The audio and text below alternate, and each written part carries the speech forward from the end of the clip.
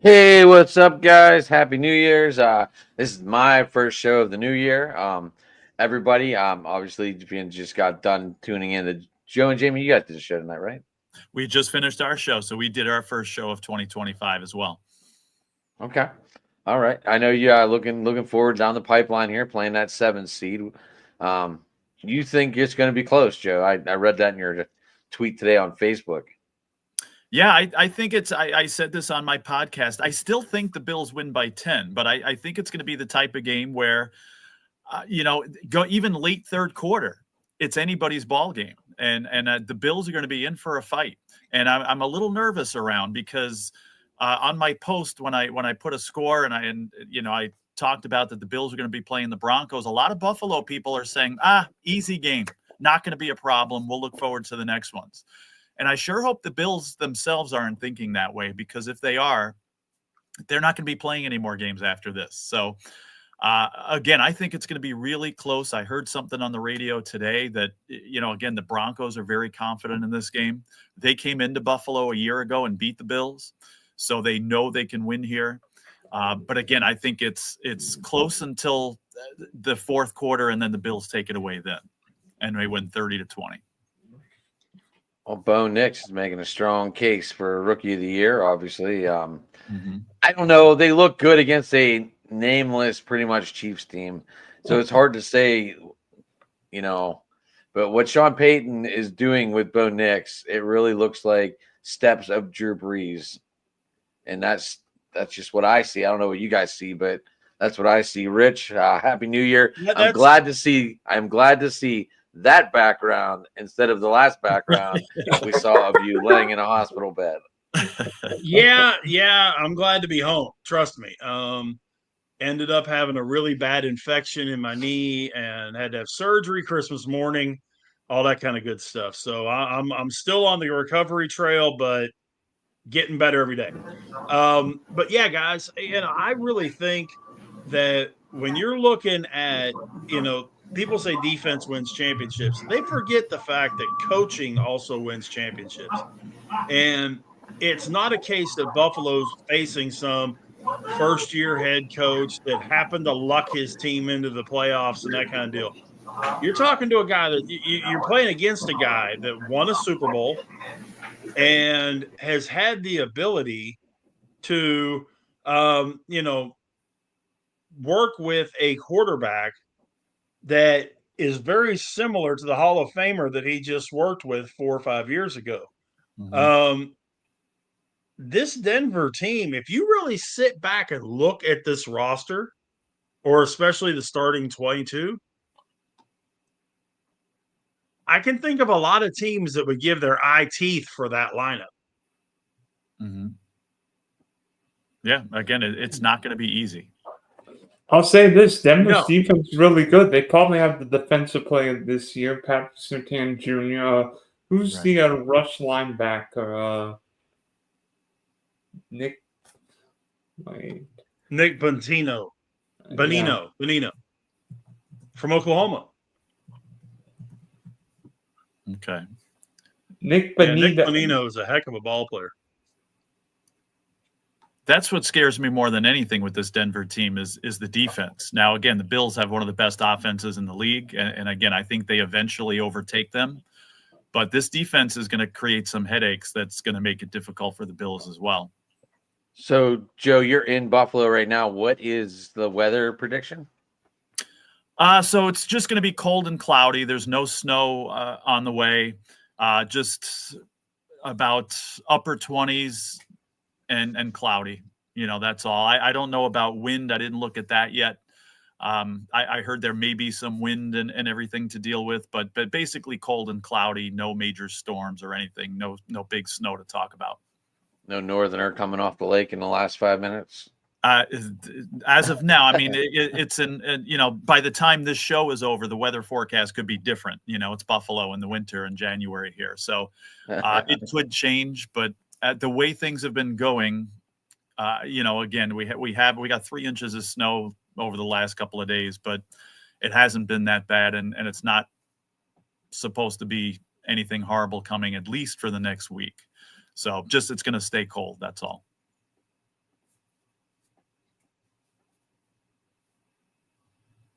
All right. Rab, how you doing, buddy? Good evening, gentlemen. Evening. Good to see you. Holy Evan, whenever you want to pop in, pop it in. What's Yeah, I up, was, Rab? How you doing tonight, buddy? I was Eric. just looking at all the firings that were going on in the NFL. Like almost like, man, there was a lot of coaches that just went out the door. Mayo, Antonio Pierce, Peterson. Yeah, there was a lot of that. So I thought that was the thing that should play most today. Expect. I wish right? the GM went with Doug Peterson, but that's neither here nor there. Well, and a week from today, you're going to have another team without a coach. Who is that? McCarthy's He's going to become contract the is head coach of over. the Baylor. McCarthy's contract is over in Dallas January 14th.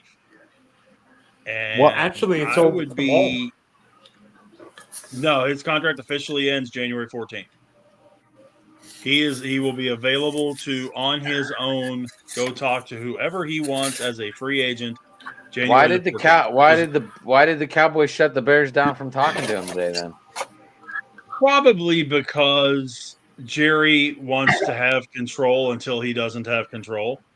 It's a Jerry thing, man. You really, honest to God, have to be here to understand it. The comment, did any of you guys see the thing about if he would ever consider bringing in a general manager? And he said, the reason I bought this team is for me to play with it. And right there tells you exactly what it is. It has been his toy from day one. It just so happens that he brought in his best buddy 3 years in that turned the team into a winner because Jimmy turned them into a winner after being a dumpster fire in 89 and 90. Mm-hmm. Jimmy comes in, wins 3 out of 4, has arguably the best offensive line in the history of football on that team, has Hall of Famers all over the place, offense and defense, including one that better go in this year. And me as a Cowboy hater, one that better go in this year who should already be in is Darren Woodson. But the Cowboys in that time frame, and then all of a sudden, he didn't like the way Jimmy was doing things. He wanted Jimmy to do things his way. And he tells Jimmy to go jump in a lake, and they win the 3rd Super Bowl with Barry Switzer with all of Jimmy's guys. Every last one. There was not one guy on that 94 team or 95 team that wasn't a Jimmy guy. Mm-hmm. Switzer didn't bring anybody in there. So, and ever since then, we all know. We all know what's happened Rich, to the rating, not the logo. Rich, did Barry Switzer draft Larry Allen? I don't believe so. That was Jimmy Johnson let me that double drafted check Larry myself. Allen. Say again? That was Jimmy Johnson, I believe, that drafted Larry Allen. Yeah, I Allen don't was think it already was- on the team. When All Switzer those great came in. players, He I don't was think drafted. Barry drafted any of them. Like that was pretty much. I don't think Barry got the team until much on their downturn. He had guys like Dexter Coakley at that point, and Well, no. Pennies and Switzer took him to a Super Bowl and discovered the greatest player that the Cowboys ever had in Neil O'Donnell. And I will stand by that forever in 3 days. And Larry Brown's best friend. But Barry Switzer came in, and he was the head coach 94 to 97. And Allen came in 94. So he may have. I'd have to look and see exactly when Switzer started compared to the draft. But that 1994 Cowboys draft was not necessarily – I mean, it was okay. It wasn't necessarily the greatest to write home about. They ended up bringing in – they had Shante Carver in the first round, Larry Allen in the second round. And then tell me if you've heard of any of these guys. George Hageman, Willie Jackson, Dwayne Dotson, Darren Studstill, or Todrick McIntosh? What's a negative? Yeah, I'll wait. Yeah, Hold household names. on. Let's say hi to Evan. Evan, how you doing, buddy? Good. How about you guys? Good. What's up, man? Glad the season's over. Glad it's finally over. Yeah. Who's For Cleveland some of player us. this week? The air, Cancun. I got a quick question for everybody. How'd that injured defense look versus Minnesota? We talked about it on our podcast. Pretty damn good. That was an all field goal game, Jeremy. And I was teasing. I said at least the kickers were making them and not missing them, Right. even though it was a field goal game. Jer- It was a field goal dominated game. But yeah, to your point, that defense was stout against Minnesota. Sam Darnold was seeing ghosts again. Exactly what I said. Jeremy, you know how I feel about 34. And you put Anzalone back in that lineup, and you could tell there it is. Big difference. I have been a big one talking about the difference in our red zone defense ever since Anzalone left. That is why we were giving up 30 points, because the red zone defense started giving up 15% more red zone touchdowns than they gave in the entire time with them in the lineup. And there was games when McNeil was missing and Anzalone was in, and people still didn't score. So the proof was in the pudding. As soon as it happened, sorry, nope. Yeah. Yeah. Jamie, how you doing, man? I haven't talked to you all this year. I'm doing good, Adam, and What's up, man? I'm pretty happy where the Bills are right now, but I'm not taking this game against Denver lightly, though. We talked about it, Joe, in our podcast. Remember, we're not going to take it lightly. Yeah, we actually just started talking about it here too. It's like I'm hoping, as we said, hopefully the Bills don't take it lightly, because Denver is not a team to mess with. Especially considering they gave the Bills a 9.5 point favorite, and as a Bills fan, I'm honestly going to say that's too high against a team like Denver. Yeah, if I was in Vegas, I'd be betting Denver all day long with that kind of a spread. You're going to give me Denver in 10? Come on. Exactly, and I'm saying that as a Bills fan. I'm being impartial saying that. Yeah, I still see the yeah. Bills winning by 10, but I think it's going to be again they pull it out in the end. Dylan? Yeah, but We would play the winner of the Steelers and the Ravens, obviously, but so when you play the I think- Steelers, exactly what's going to huh? Well, let's start the haters already. Here we go. Well, it's not really Okay. being hate. If you look at the last 3 games after they played the Lions, the Bills' defense really didn't look that good the rest of those 3 games. And I think Yeah, that's what 'cause they- everybody's not- basing it off of. Their problem is they could sack the quarterback, but they're having a hard time stopping the run. They're not big up front this year to stop the run. Right. There's nobody big up front to stop the run. And when you can't stop the run, that sets up the play action because you have to cheat your safeties up. Yep. And the safeties aren't that great Mhm. at doing that. So they end up getting burnt over the top. And this is what we've seen, because even New England was doing that. Run, then play action over the top. And that's how they scored on them. And Mhm.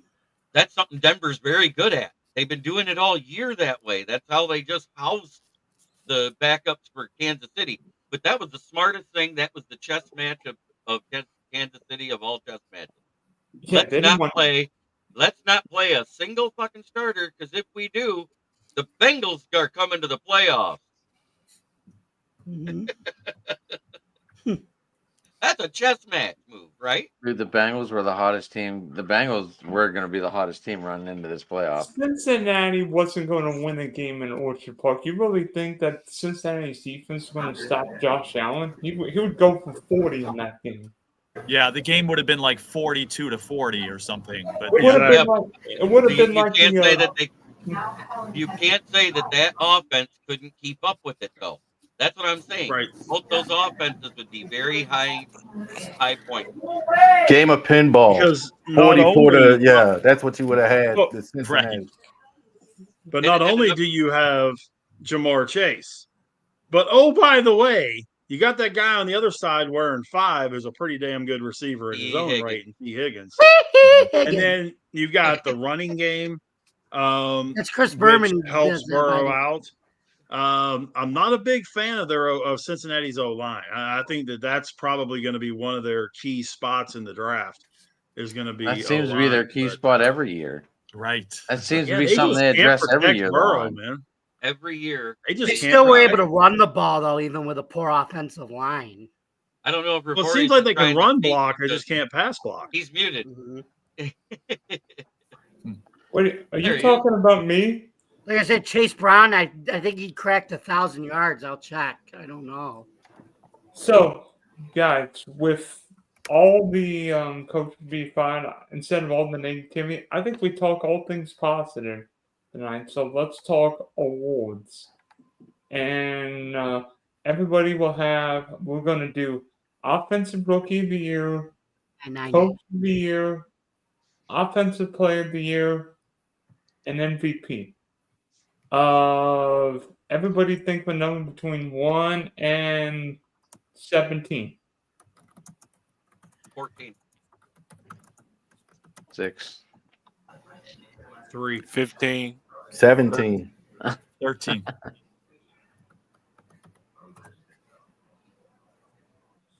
Jay, we're just Jay picking is up Jay random is numbers. loving the comments tonight. So we're just Yeah. picking random numbers, okay? What don't is know it? what- Number between what? 1 and 0 and 17. 17. Yeah, what are we picking these numbers for? 9. You win, Jamie. Okay. That's why. Hey, Jamie Dylan, gets to go you first, said and it's going to go around the clock, right? Yes, we're You going to said- go. you said So we're doing offensive rookie of the awards. year, offensive player of the year, MVP, and what was the fourth one? Mhm. Coach. of the Defensive year. Player of the Year. Sorry, Defensive You Player also of the said Year. coach of the year, right? Yeah, Coach of the Year. Oh, Okay, then we Offensive Rookie do, of the then we Year. do Offensive, Defensive Players of the Year, Coach, and MVP. Mhm. Okay. Charles, you're getting some love right now. MVP. It's close, but I'll go. I'm not going first. I'll let him go. I'll let Jamie go. Are we doing all 5 at once or one at a time and work our way around? We're going to do all of them at We're going to do once. those 4, and then we're going to do the rookies. Okay, Right. so what's the first award are we doing? Offensive and defensive player of the years. Okay, Offensive Player of the Year. I'll go Derrick Henry. Defensive Player of the Year, Micah Parsons. You feeling Um, okay? Mike He can't Parsons be. had an awful season. Awful season. This is Okay, his pick, though. let's see. Offensive Rookie of the Year, Nope. Malik we didn't- Neighbors. We weren't doing Deep- the rookies yet. Oh, we haven't done that yet? No, we were doing offensive, defensive, coach of the year. Okay, And Coach of the MVP. Year. Coach of the Year. Let's see what we got. Jay says Dan Campbell. Yeah, I'll go. I'll jump on the bandwagon. I'll jump on board and say Dan Campbell. Easy Dan there, Super everyone. Yeah. As Chris Berman used to say when he played tight end for the Cowboys, with Jason Witten. So Bandwagon Jamie. Worst coach of the year, Gerard Mayo. Him and Antonio Pierce are close. both of them Anyway. should have not gotten fired, though. That's what I have to say. No, Anyone no, writing they them? couldn't have. Anyone writing this down? Do we need to write Okay, it so what are we on offensive? down? And what are we now on we're now? on Rookie of MVP. the Year, right? MVP, rookie of the years. We were doing the second go around. MVP Just those Josh 4. Allen. Okay. So Jamie has. Josh King Allen. Henry, Michael Parsons, BC, and Josh Allen. Yep. Evan. Okay, so for MVP is Lamar Jackson. Offensive Player of the Year, Josh Allen. Defensive Player of the Year, Patrick Surtain. And Coach of the Year, I'm gonna have to go give to the Vikings head coach, but his name escapes me Kevin right now. Kevin O'Connell, Kevin O'Connell. who used to be who played with New England and was a backup to Tom Brady, Okay. by the way. So you said Lamar for MVP, right? Yep, Mhm. Josh Allen for offensive player, yep. and who was your defensive MVP? PS2, Patrick Surtain. Just like his old man with the Dolphins. And your coach of the year was Kevin O'Connell. Yep. KOC. Gotcha. Charles. Me? Charles, Yes, sir. All right. Offensive Player of the Year. I am going with Saquon Barkley. Defensive Player of the Year. I have to agree with Surtain. Mhm. Same with Coach of the Year. I definitely think Kevin O'Connell, losing the quarterback option that they were going into the season here with, and then just kind of going with Plan B. And Plan B turned out to be pretty good. So O'Connell is my Coach of the Year. MVP, not just because I'm from Buffalo and a Bills fan, but I think this is Josh Allen's award. And that, am I forgetting something? Did you say Coach of the Year? he said Coach of the year. KOC. Kevin O'Connell, Coach of the Year. Like I said, Surtain, defense, and Saquon Barkley, offensive player. Jeremy. All right, I'm going to go a different route. I do think Josh Allen is the MVP. I just think he's getting it because they had more wins. That's the only reason why. You can't give it to. You damn sure can't give it to Patrick Mahomes. He was awful this season. Mm-hmm. But I think it's Josh Allen. Yeah, he'll play Offensive like player God of the in year. playoffs. There's only one player that has 20 offensive touchdowns that's not a quarterback this year. I'm going with my boy Jahmyr Jahmyr Gibbs. Gibbs. I'm going with Jahmyr Gibbs. Not Joe Gibbs, Jahmyr Gibbs. Right. My defensive player of the year is the leader of interceptions with 9 and also third in tackles in the league as a safety, and that's Cavalry. Kirby Joseph. Perfect. And then it's Dan Campbell. Yeah, I put 3 Lions in there. Yeah, because Barkley has 16 touchdowns on the season, didn't play the last week. Charles. He was 101 yards away from being the greatest rusher of all time. And I applaud that. Good for him. Charles. Offensive Player of the Year, I think Saquon a little bit over T. Higgins. I think T. Higgins deserves to be mentioned. Not T. Higgins. Jamar Chase. Jamar Chase was fantastic all year round. The reason why Burrow's numbers came up is when he got with Chase, so that was good. Defensive Player of the Year, Kyle Hamilton. I thought the defense switching when Kyle Hamilton took over free safety, the Ravens went from having the worst pass defense in the league to top 10 finish of the league. I think Kyle Hamilton's terrific. MVP, I got no argument if anybody doesn't say Lamar. I'm going to say Lamar, but it's super close. Joe, I got no argument with Saquon. I got no argument with Joe Burrow. I almost have no argument with Josh Allen. Lamar's numbers were a little bit better. Just a little bit better. Lamar's had a historic season, 4,000 yards passing and 900 yards rushing. In Coach of the Year, Gerard Mayo, no. That was total crap, though. And that's a whole other thing. But Kevin O'Connell. I think my son You put Gerard. had I think Kyle my son Hamilton put- for defensive player of the year. Yeah, I had Kyle Hamilton. Big Curtis Joseph was very close, though. I think So chosen. just so you know, my son was involved here today. And who was your coach of the year, though? Kevin O'Connell in Minnesota. Nobody saw that coming. They had the best. I think they're probably them in Detroit are probably the most physical teams in the NFC. No question. You That's what hear that was Sunday. crazy? They were hitting each other in the mouth. And I'm before we go to the next person, I'm going to tell you something crazy.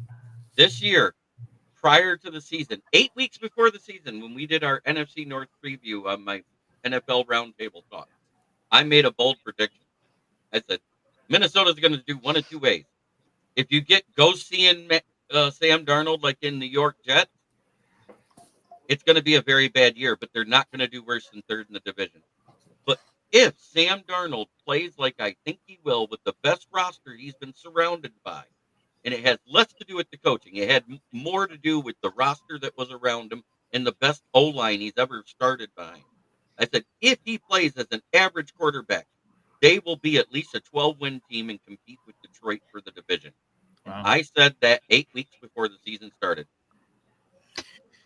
Oh, by the way, we want to wish Lamar Jackson a happy 28th birthday today, by the way. No, we don't. Well, Out of one respect real to quick. you, Evan. Real quick. Last time, 2 times Ravens won the Super Bowl. Trent Dilfer was 28. Joe Flacco was 28. Wow. Lamar just turned 28. There you go. And the last time Tom That's no Brady won relevance one, at he was all, but I thought it 45. was interesting. Big sexy. Or excuse me, 44. Excuse me. I love it. I love it. Is he only 28? That guy looks like he's 40. He was born January 7, 1997. And me. Richard. All right, offensive player of the year. Charles, I got you, man. Jamar Chase. Jamar Chase. Chase. I mean, just look at what he did. The Triple Crown with a team that was bad. He had a great quarterback, but Yeah, you know, he was doubled. He was doubled every time he turned Their around. defense was the problem. Yeah. So I mean, I'll put Jamar up there. Honorable mention to Saquon and to a couple other guys, but definitely gotta go with Chase. Evan? I was just going to ask, when Cooper Kupp got the Triple Crown, did he get Offensive Player of the Year that year? I think he did. But he didn't win MVP. But I don't think he won MVP that year. He didn't win MVP, but I think he won No. Offensive Player of the Year. I just wanted to Offensive know if Player you of the got Year. Offensive Player of the Year that year. Yeah, the I think 2021 I believe I'd have to look. Defensive Player of the Year, Pat Surtain. I mean, come on. It's Revis Island. It's Darryl Green. It's those type of guys. That's His where old, he's at. and his old man, Pat Surtain Sr. Right. MVP, Josh Allen. And Coach of the Year, I'm going Sean Payton. Wow. That's a good pick. Carissa To Thompson take would approve what of that that very much. to take what that Broncos team was doing last year, bring in the rookie quarterback who reinforces my theory that if you put the right quarterback into the right system, amazing, he does well. That team, Cortland Sutton has blossomed. They've got a Marvin couple other Mims receivers Jr. that have really done passes some good lightning when things. everybody's kung fu fighting. Yeah. Orlando's nuts down there. Don't mind him. Jeremy, they are picking on you today, boy. Oh, they always do, and I don't care. But so that's what I've got: Chase, Surtain, Allen, and Sean Payton. See, now, my list for honorable mentions is Sean Payton and Dan Quinn, because no one expected Yeah. Denver and Washington to be in. You got to Yeah. remember, the Flores defense was a top 10 defense the year before, so I expected that to be a good defense again, because they actually added pieces to it.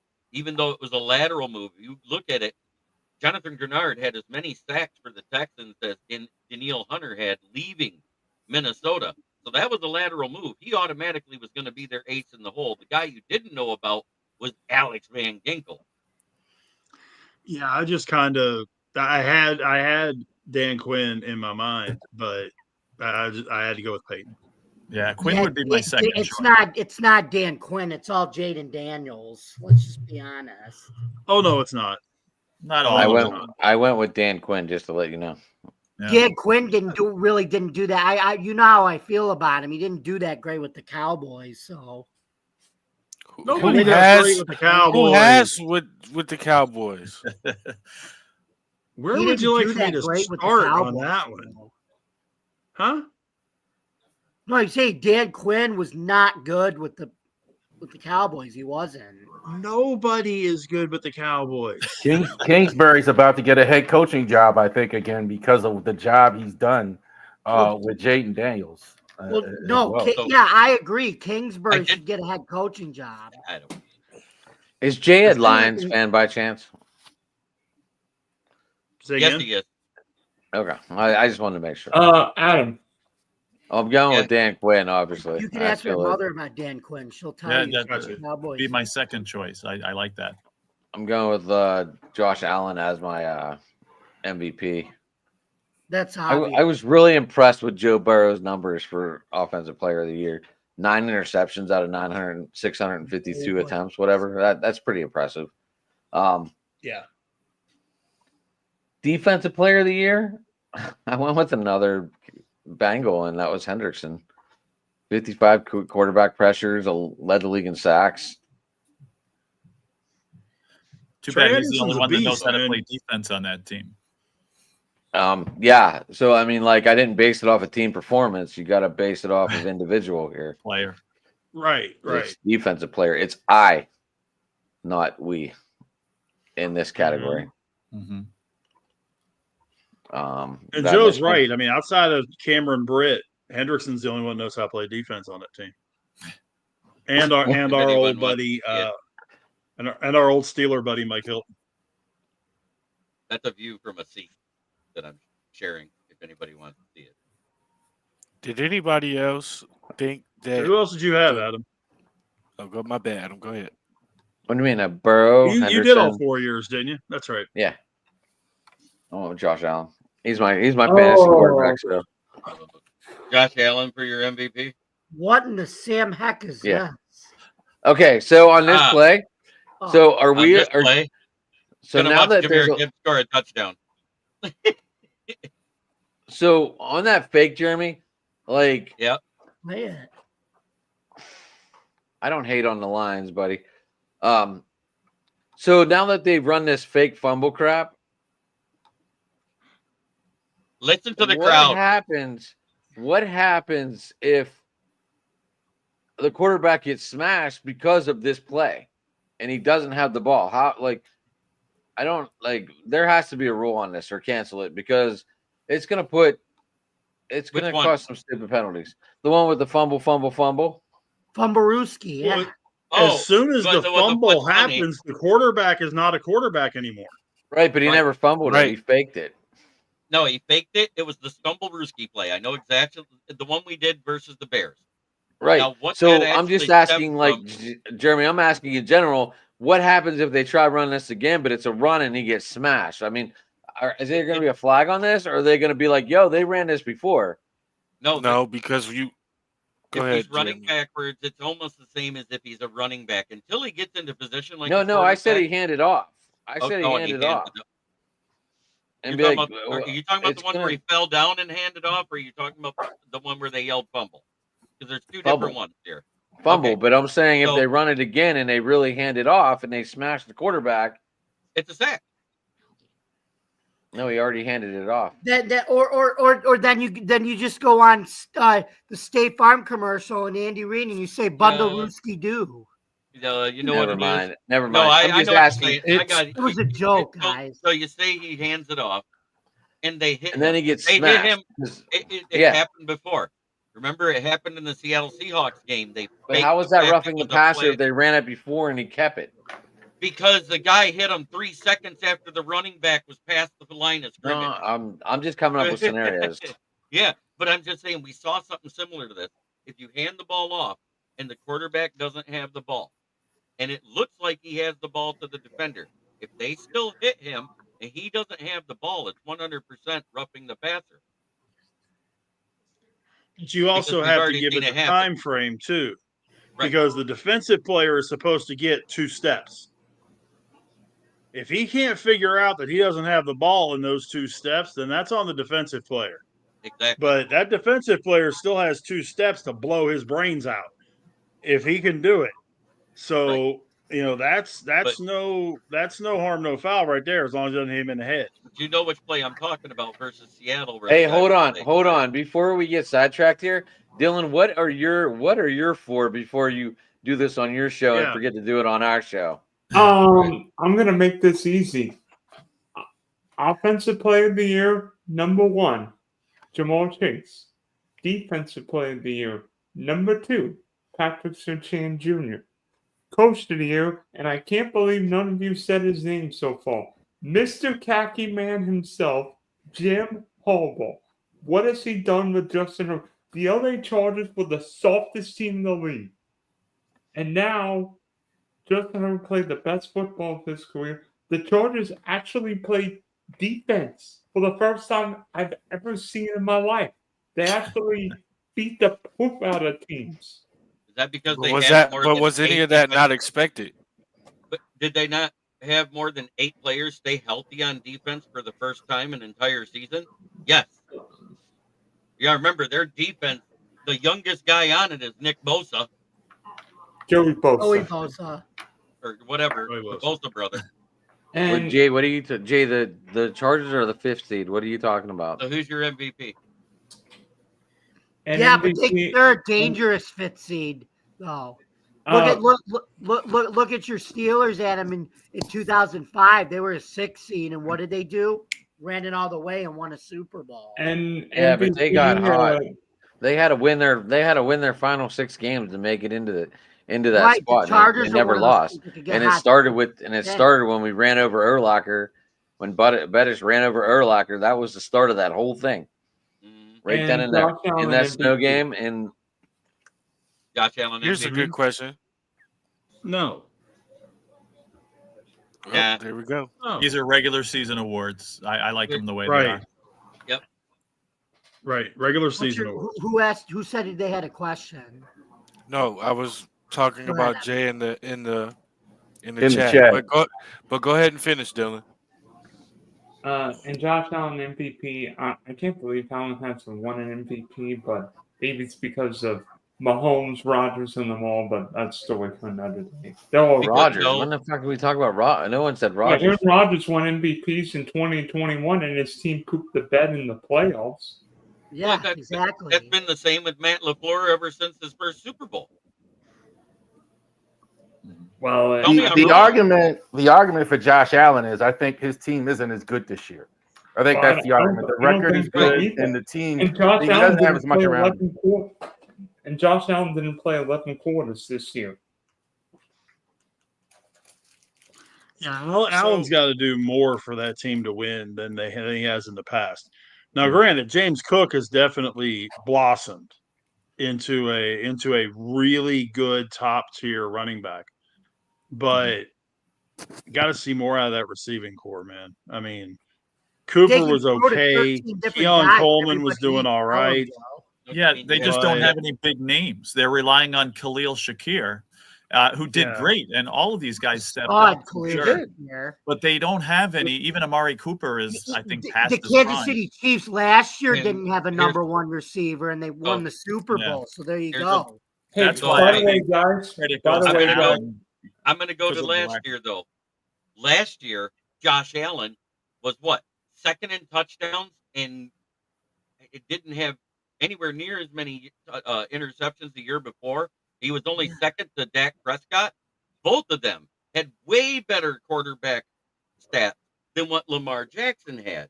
But the fact that Lamar Jackson won his division convincingly, weren't they the number 1 seed? Or were they the 2? Yeah, they were number 1. They were Okay, one. they were the They were the number one, 1 yeah. seed. Ravens were. They were the number 1 seed at that time. And they gave Lamar Jackson over either Dak Prescott, who was the number 1 seed, number 2 seed, number 2 seed in the NFC, or Josh Allen, who also was the number 2 seed at that time, Yeah. because they actually had that one more win.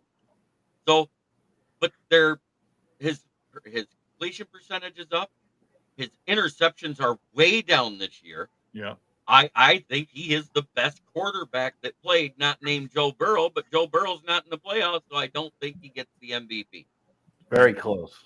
Very Exactly. close. That's a good argument. That's a fair Jay, argument. Very close. Evan Jay looks like he's got a question for you out there. What's up, Jay? I wonder what it's like to be a Browns fan. Oh, that's Wow. That's We know. a rhetorical question. As a Lions fan, it's kind of funny that this is the only chance you'll ever get to say that. You know what, Evan? I was going to go the opposite way, and I would say, as a Lions fan, we know. We've known for decades. The same And as amount a of Bills decades you fan, have. Joe and I, we know too. Mm-hmm. I want to ask the We Browns. both know that I Barry wanna ask Sanders the- cursed. I want to ask a Go ahead, Browns go ahead. question. Why aren't you guys wanting to take a quarterback? Why on earth are you trying to bring back Deshaun Watson? I mean, when you got Shador there, you got why is this any So- hesitation at all? Okay.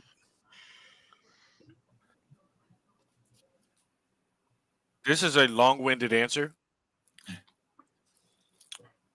And it's also a top 15 pick in the draft. That's number one. Number two, this is not a quarterback draft. Number three, they're not bringing back Deshaun Watson. And if you haven't noticed, although he will be there on the team for financial reasons, he potentially has to have surgery again on his Achilles. So he's not playing next year.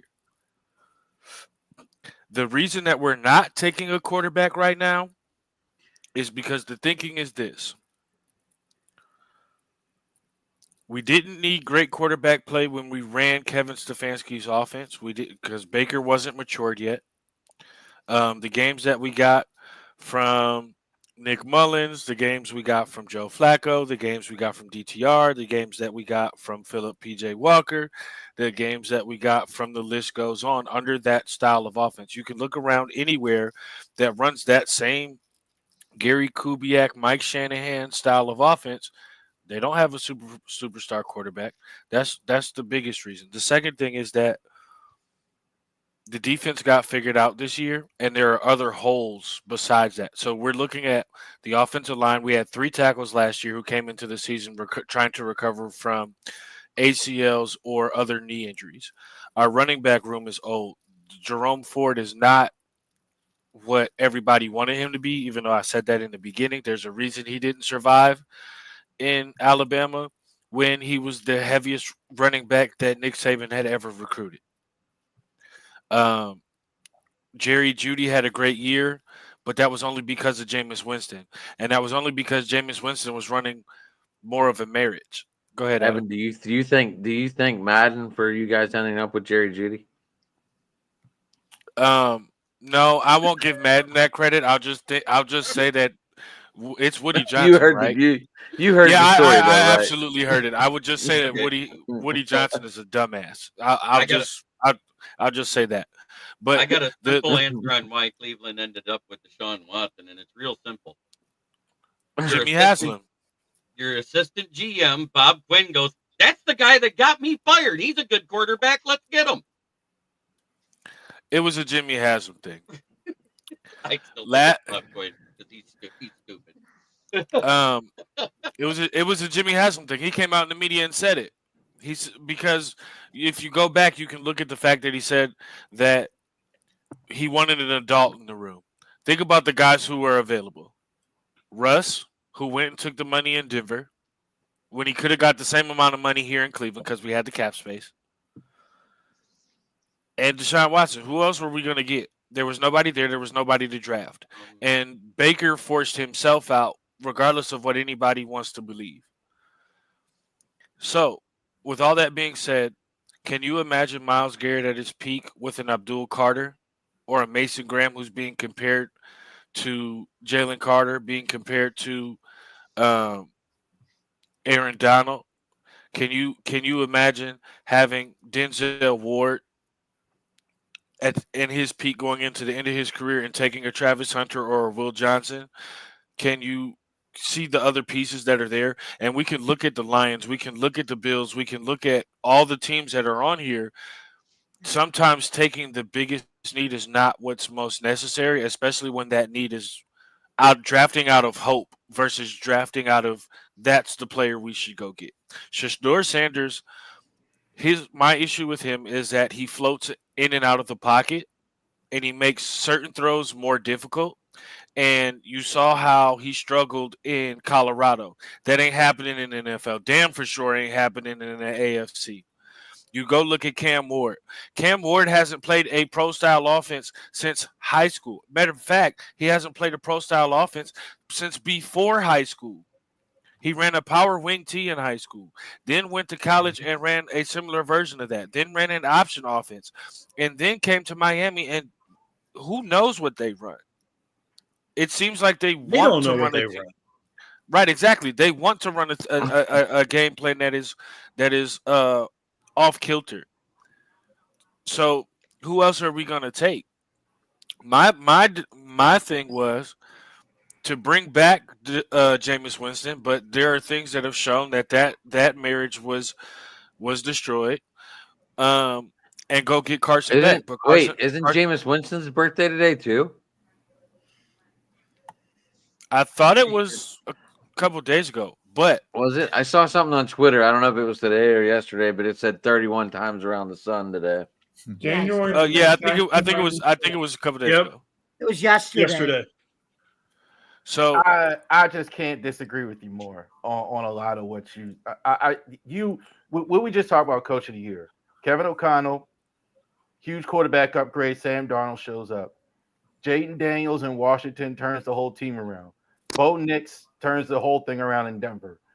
There are questions about Shedeur and Cam Ward, but you got nothing right now. I mean, that wasn't even okay. Wait, before you continue, I can't. You got to try. I hear you. No, you don't. Even for the second round. No, you don't. And here's why. I'll use the teams that you just named. Look at all those teams and what they had around their quarterback before they got their quarterback versus what the Browns have. Joe Bitonio is struggling with right. They had a better offensive line than we had.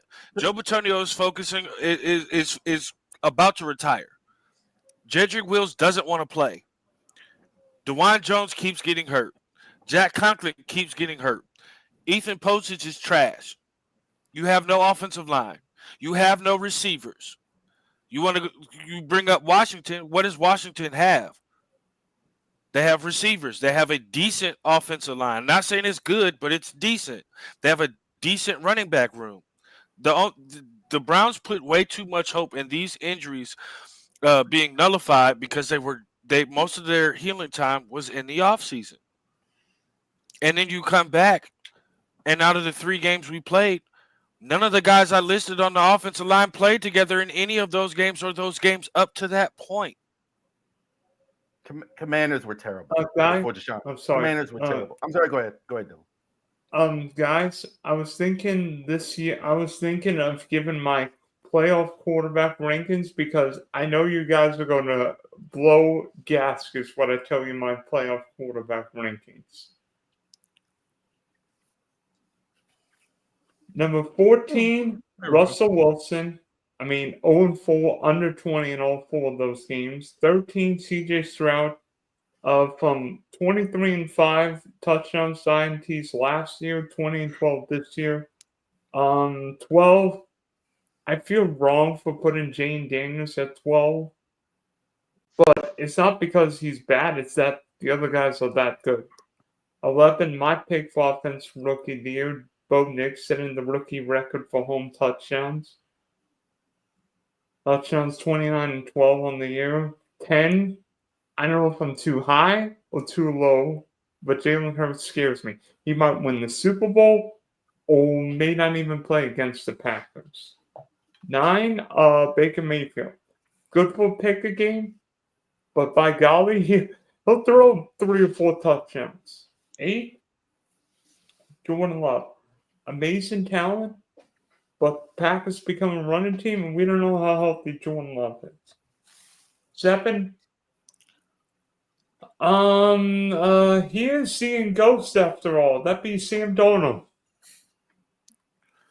after what happened on Sunday night. 6, this is not because of, Sam Darnold's not Because- good in prime light.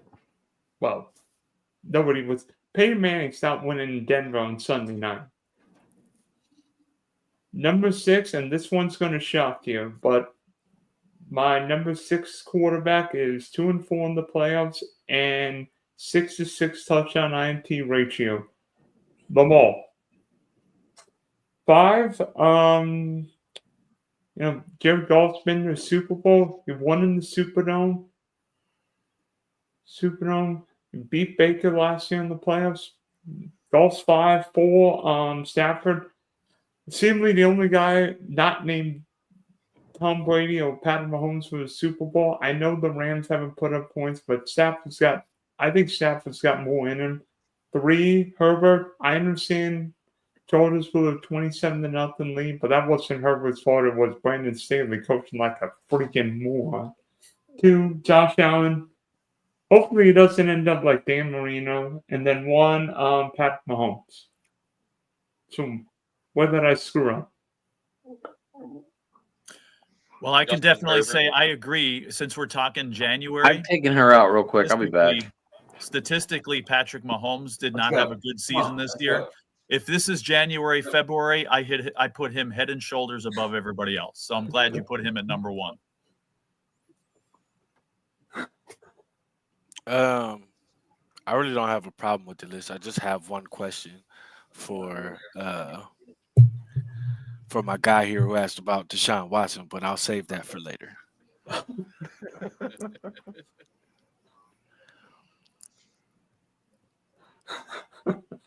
If nobody's going to go, I'll just get it out of the way because it brings up Patrick Mahomes. I Do you blame other teams for getting the right guy, even though there was a great quarterback in that draft? I'm assuming you're talking to me, right? Yep. You have to try and get a quarterback. You cannot play in the NFL in 2024 with what I heard on the Brown streams on Sunday. Kirk Cousins, Jameis Winston. You gotta, if you have a chance to take a quarterback, you have to do it. Denver's winning because they did. That's exact. Bo Nix. Denver's winning because they have the right pieces around Bo Nix, not because Bo Nix is great. Like Denver had 80 million, had the largest cap hit in NFL history. That's why they have all these no-name guys. But they have better right. pieces around their quarterback than what we would if we were to take Shador. You're telling me you don't think you can get it right with Shador. That's kind of what I'm hearing from Browns fans. You don't think you can get it right with the quarterback, with Stefanski. No, that's not it. This is not a quarterback draft. And again, you still haven't answered the question. Do you blame teams for getting the right guy when there's a better quarterback on the board? I think quarterback trumps all if you don't have one. Yeah, you shouldn't do that. So I say I wouldn't. But Evan, you got to do that. So you would blame teams like Denver, who went ahead and took Patrick Surtain, who's now about to be the Defensive Player of the Year. You would blame the Browns for taking last year's Player of the Year when they needed a quarterback then. Because if we're going to be honest, we knew Deshaun Watson wasn't going to be it after his first season playing. And you're saying that everybody else who passed up on Lamar Jackson, who needed quarterbacks and who we all said should take Lamar, didn't, but we're not focused on who they drafted at those times. And how'd that work out for the rest of the league? That's half my of point. those, but in that time span, half of those teams have either found their quarterback later on after drafting pieces around those guys that they eventually picked, versus picking a quarterback when you have so many holes everywhere else. Lamar was a free agent last year. They could have had Lamar before the beginning of last season. Actually, he wasn't. He wasn't. Not last season. I think I'm talking about the season before. He was franchise tagged. He wasn't a free agent. He had an unrestricted franchise tag. Anybody could have bid on Lamar. They didn't even put the exclusive tag on him. $29 million could have got you Lamar. He even asked to be released. You get the guy, it matters the most. I'm sorry, quarterback that trumps all. You can have all the pieces you want around them, but and again, that doesn't mean you win the Super Bowl. But if I'm the Browns and I have a chance to find a franchise, now either you don't believe these guys are it, which is possible, or you don't believe you got a coach that can do it. But the very first thing I said was this was a weak quarterback class. The next two drafts have way better quarterbacks, and we have holes that we can fix now so that when we do get the quarterback, it's not a waste of a pick, and we're not doing the same thing that we did before. Okay.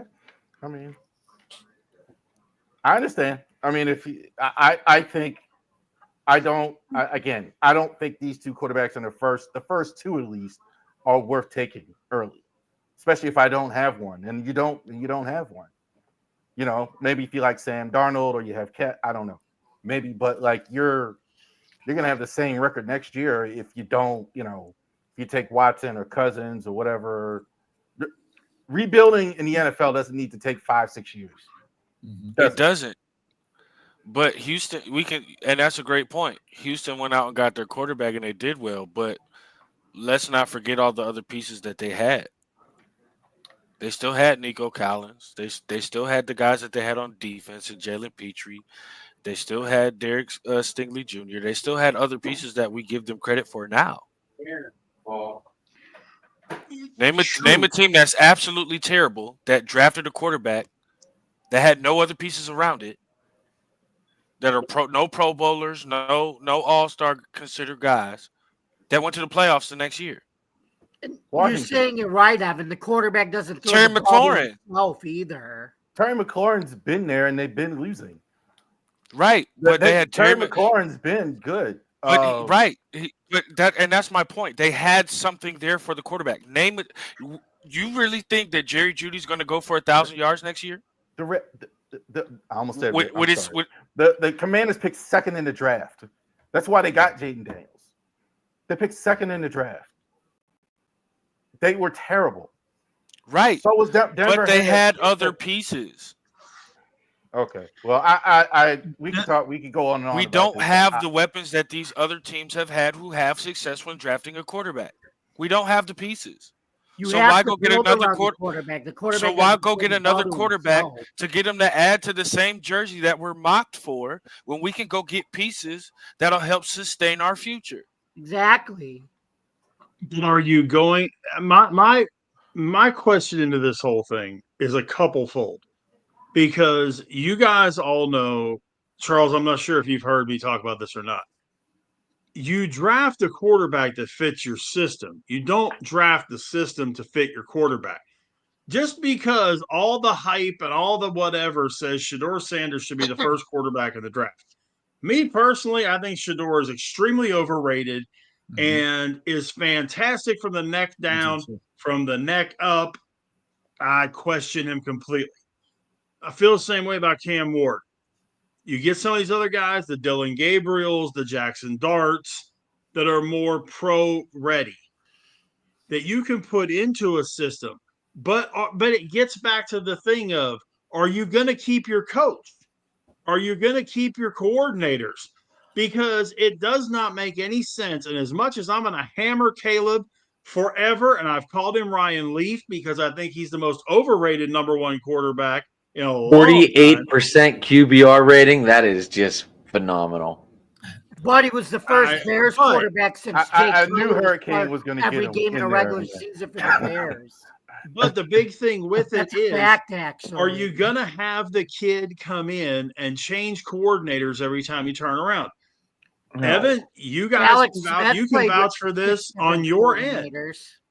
Cleveland has changed coaches every couple of years forever. Lots of teams have been doing that. The Bills did. My cohort to the left of me on the screen wants us to change coaches. If we don't make it to the Super Bowl, change coaches every year. Which is the absolute most ridiculous thing I've ever heard of in my life. If we don't make it to the Super Bowl, fire him, bring somebody else in. Okay, whatever. But you've got to build today the program. It's been 8 years. It's been 8 years and 3 days now since our last playoff win. And don't you think that there's about 16 other teams that would like to be in the position the Steelers are in this weekend? I don't give a shit about other teams, Rich. We got and we. I'm I don't going to care. put this one out there for you because I got about 6 minutes till I got to go. I'm going to I throw have a this one China out there for cabinet you. too. We got the best draw we could have gotten. No, we don't. We're gonna get our asses smoked. Ravi, are you joining us tomorrow night? Yeah, I am. Yes. We got All right, the 9 best o'clock draw tomorrow, we Rav. could have gotten. Why do you? Yeah, but Rich, I want to hear this because you're going at Baltimore. I really want to hear your reasoning. What is the only defensive scheme that has shut Lamar Jackson down Well, yeah, Pittsburgh consistently for the last 5 years? Pittsburgh teams.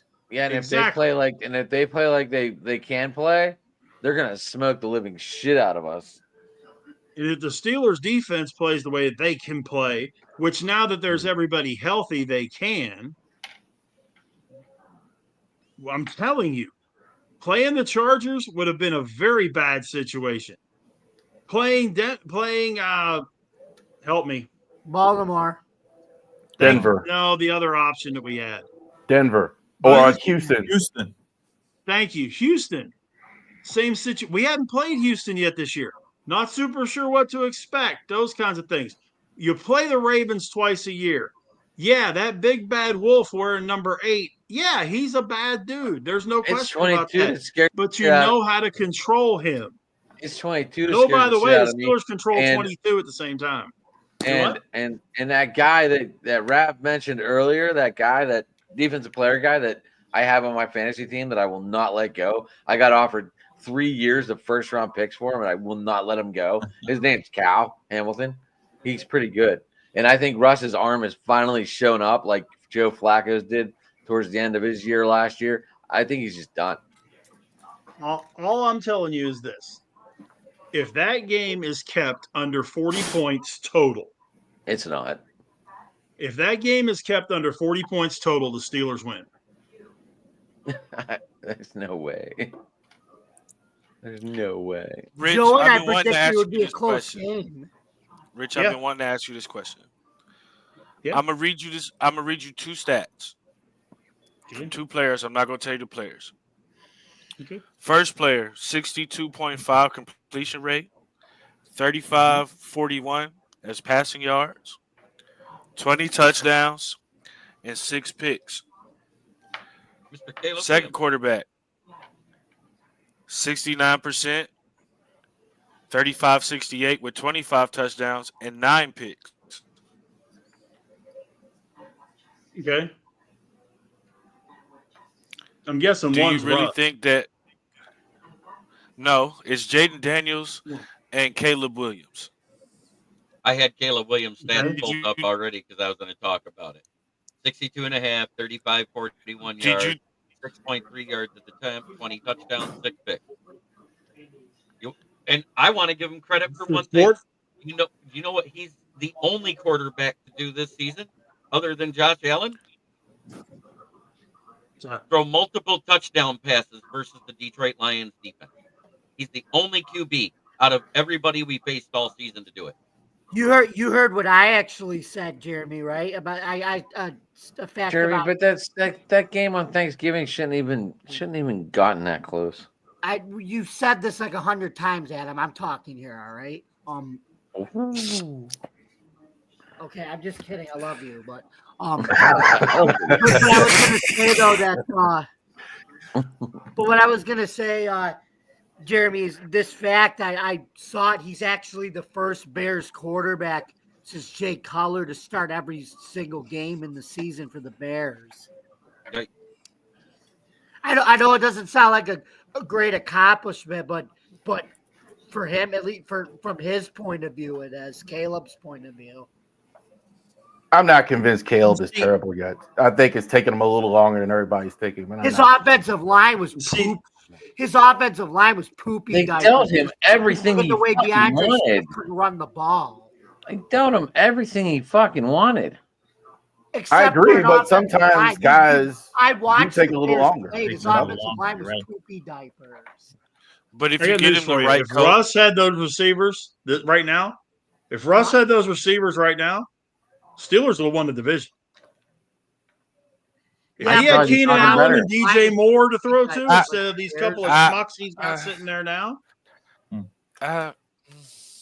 Your offensive line is better than the Bears, though, Rich. That's the thing. If you gave The Russ Bears had a crappy Romaduzzi, O-line.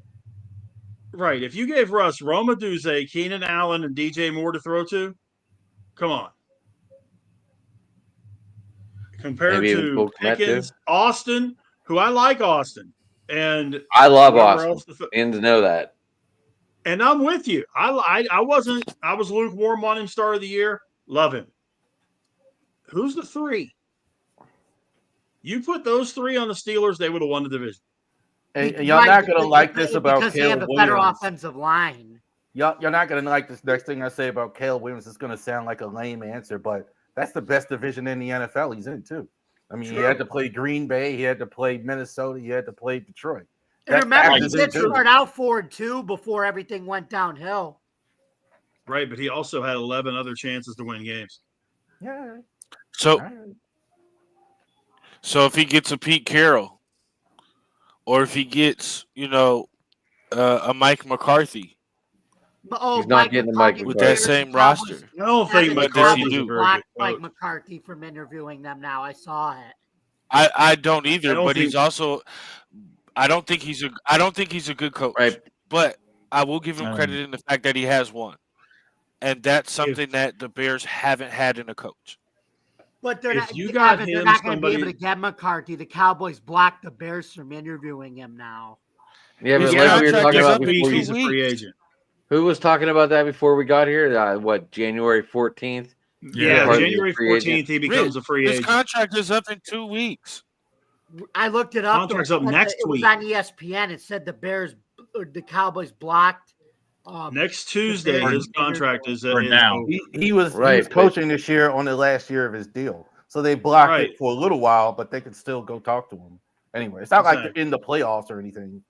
They could just wait, another 2 weeks. They'd probably be waiting on I some think candidates they're going in to the keep playoffs. McCarthy because he does what Jerry Jones tells him to do. And Rich, you've said that you've said that 1,000 times on this show. Jerry can I'm find gonna that be- with anybody. Jerry can find that with I'm- anybody who is trying to stay in the NFL circle. He can find that with Really? any coach How that did is it on go the when he fringe of had not Jimmy being an Johnson? NFL coach. Fired Jimmy Johnson if he's because if Jimmy he's getting, Johnson didn't get along with Jerry Jones. I'm going to rebuttal with one thing. If he's But that's getting my rid of point. Mike- Jimmy Johnson wasn't going to bend over and let. if he's going to get rid of Mike McCarthy, then why did he refuse all the teams Hi, Jay. that called looking for the interview for him? That's the Saints, that's the Bears, and that's the Jets. It's They not that called he's going Dallas. to. It's not that he's getting. It's not that he's. It's not that he's In getting Jerry's rid of mind? him. It's that he's leaving. In Jerry's mind, these other teams are going to pick their new coaches before McCarthy's contract ends. So he won't be able to go to those teams, and Dallas won't have to lose to McCarthy. In Jerry's mind, Right. which is always right, by the way. I do Yeah. think they may try and retain him at the last second, or at least they're talking about it.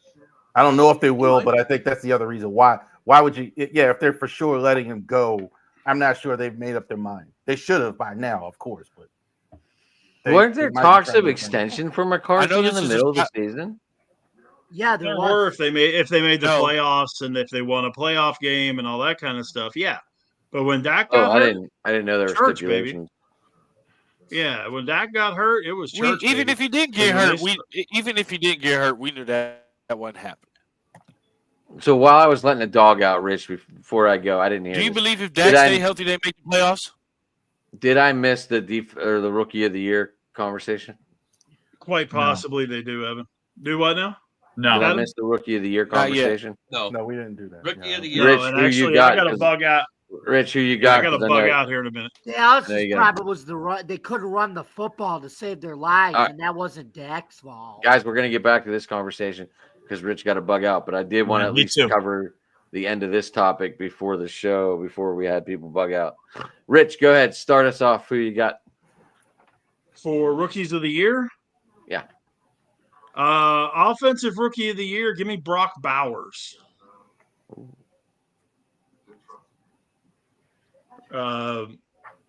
You look at what he's done with that crappy team and not knowing who the heck his quarterback's going to be and all that kind of stuff. I'll take Brock Bowers. as my offensive rookie of the year. Defensive rookie of the year. Boy.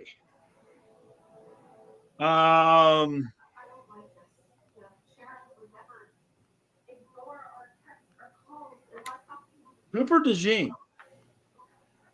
out of Philly. Over Quentin Mitchell or Quinion Mitchell? Barely, but yes.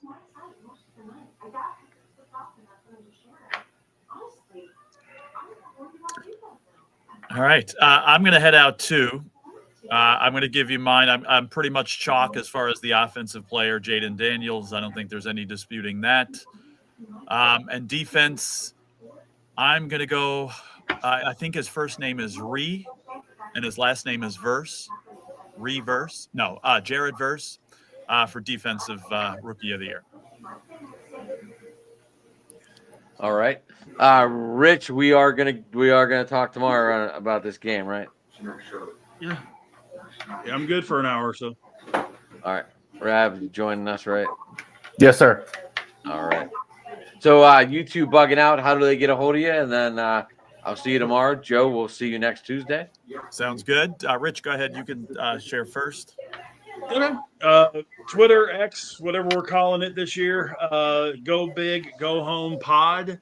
Facebook, it's just my name, Rich Richardson. And of course, here on Driving to the Top, be ready. Got something a little new coming up. Adam knows what we're talking about. We got something coming up here in the next probably 7 weeks that I'll be doing. That I'm looking forward to for the network. Josh, you listening? I don't know if my son's still up yet or not. But see you guys next week. All right, Have a good Rich, week. take it easy. Have a good one, Rich. And Joe Dell Sports for me. And then, of course, Jamie and I have our Buffalo Sports Conversation Room that hopefully we'll be talking about some good a Buffalo Bills victory next week. So good hanging out with you guys. Good luck. And All right, we'll see you next week. All right, buddy.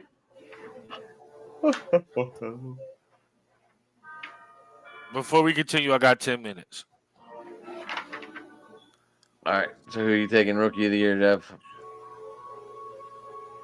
Offensive and defensive. Offensive rookie of the year, it was kind of tough, but I'm just going to go with what my first guess was, and that's Jaden Daniels. And for me, defensive rookie of the year, it would have been Cooper DeJean, but going back and looking at how Quinion Mitchell played, I think two of them on the same team and at the same position kind of hurts each other, and that's what got me to the point for Jared Verse. Jamie?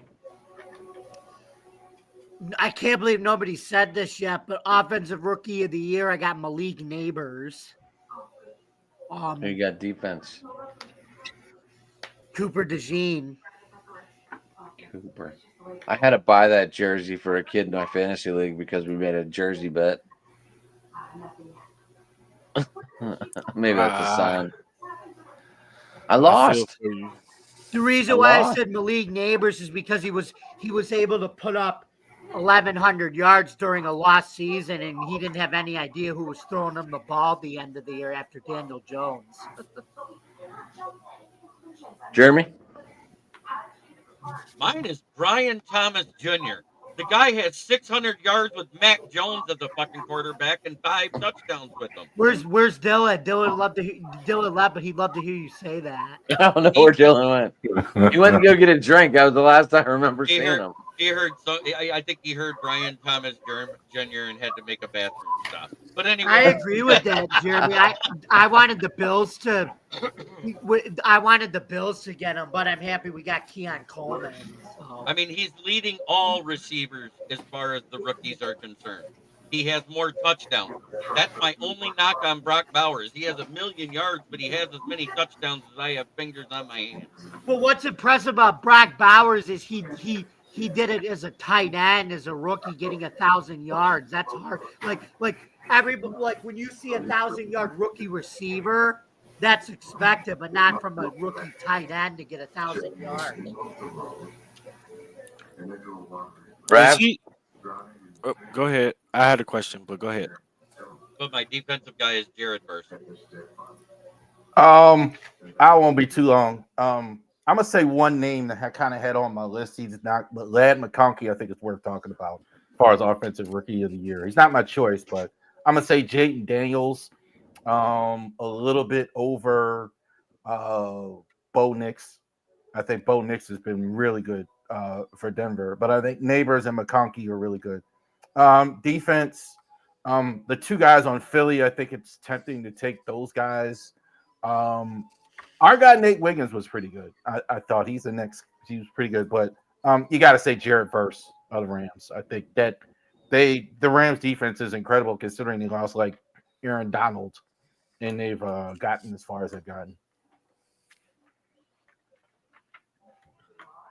I went with Jaden Daniels too. 148 rushing attempts and still managed 800 yards on it. And he threw for over 3,500. That's pretty awesome. damn good for a rookie.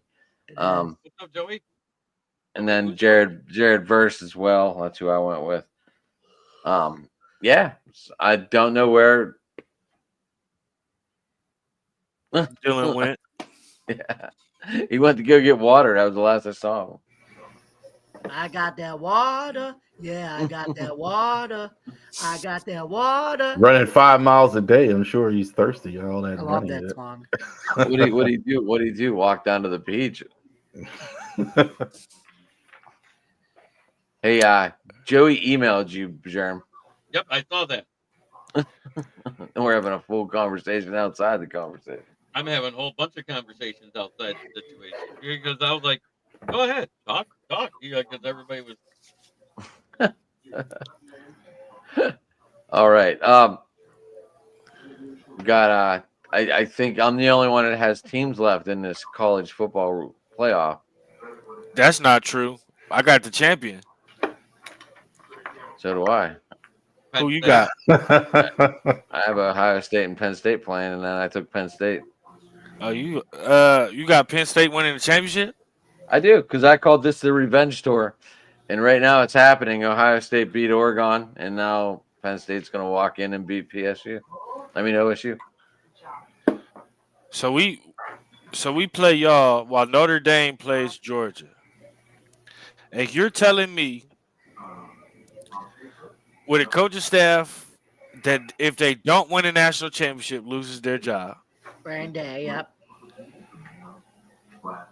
The entire staff will be gone except for the wide receivers coach. You think he gets fired if he doesn't win the whole thing? He's lost to Michigan 4 He's years lost in a 3 row. games. He's lost 4 games, and I'll they're put right. to you like this, and I see you wearing that Michigan hat, and you know just as well as I know. I'm wearing a what? I'm wearing a Michigan. Charles is wearing a Oh. Michigan hat. I was like, wait a That, minute. I'm gonna say this, and as silly as it do sound, you know it's true. Put it this way, For these, nope. For these two teams, it doesn't matter who the fuck they lose to, except for the game. They can lose every game every year as long as they win the rivalry. It don't matter. Am I wrong in saying that? No, because there was actually a poll done, and 80% of both fan bases said they would rather beat the other one than win a national championship. Beating Ohio The State hate is that real. validated Michigan's season. It totally turned the fan base around. If he doesn't win a national championship, you have to understand that he's gotten the 2 quarterfinals in a national championship and hasn't won. Hey, Dylan. And he would be the only coach in Ohio State history in the last 25 years to have seniors graduate who don't have gold pants. I don't even know. What the What heck? Joey, You get gold pants for beating Michigan. Oh, okay. I'm not even trying to talk shit to you, and I'm being honest. You're one of the few that's in that 20% that wants the national championship more. Am I wrong, Evan? And Dylan walked out before I want him to lose. I hate Ryan Day.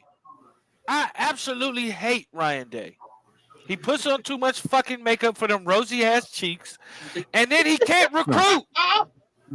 He cannot recruit to save his life. Okay. Now I'm wearing a Michigan hat. I'm not a Michigan guy actually. So my Okay. team is Maryland. So let's just get that out of the way. All right. So just to be clear, but I'm just saying they are probably the best team in college football. They've already gotten. They're going to beat Texas, I think, for sure. They're Absolutely. definitely going to beat Texas for sure. But that's Yeah, not that was enough. that was my other concern, real quick. I thought the NCAA was trying to hold these to no practical home games for these champions for the whole thing. And what's Texas get? A home game in Dallas Stadium. And that's the problem with doing it as these prestige bowl games. These prestige bowl games need to be counted as the first couple, and then the rest be considered the playoffs. The lower number ones that we played in the first round of the playoff, those need to go to the schools that didn't make it. So that way there is no home game. There's a Joey in the chat. I'd Right, rather but have they a could have national put- championship. Right, but they could have put Texas in the bracket of the Orange Bowl and had them be going to Miami in this round. Joey Uso, it's because Quinn Ewers is more inconsistent than a man Yeah. with IBS who just ate Taco Bell. No, but you Quinn guys know what I'm Ewers saying. could have been it's drafted in not- the it's first not round. about Quinn. He's dropped a ton. Since he got hit where he got hurt, he hasn't been the same. The reason that Ohio State beats Texas is because the last two teams that Texas has played in the college football playoff, the things they struggle with are the things that Ohio State has been doing to dominate Tennessee Winning the Oregon. line of scrimmage, like Kirk On both Herbstreit. sides of the ball. So there's that. And then we got that man.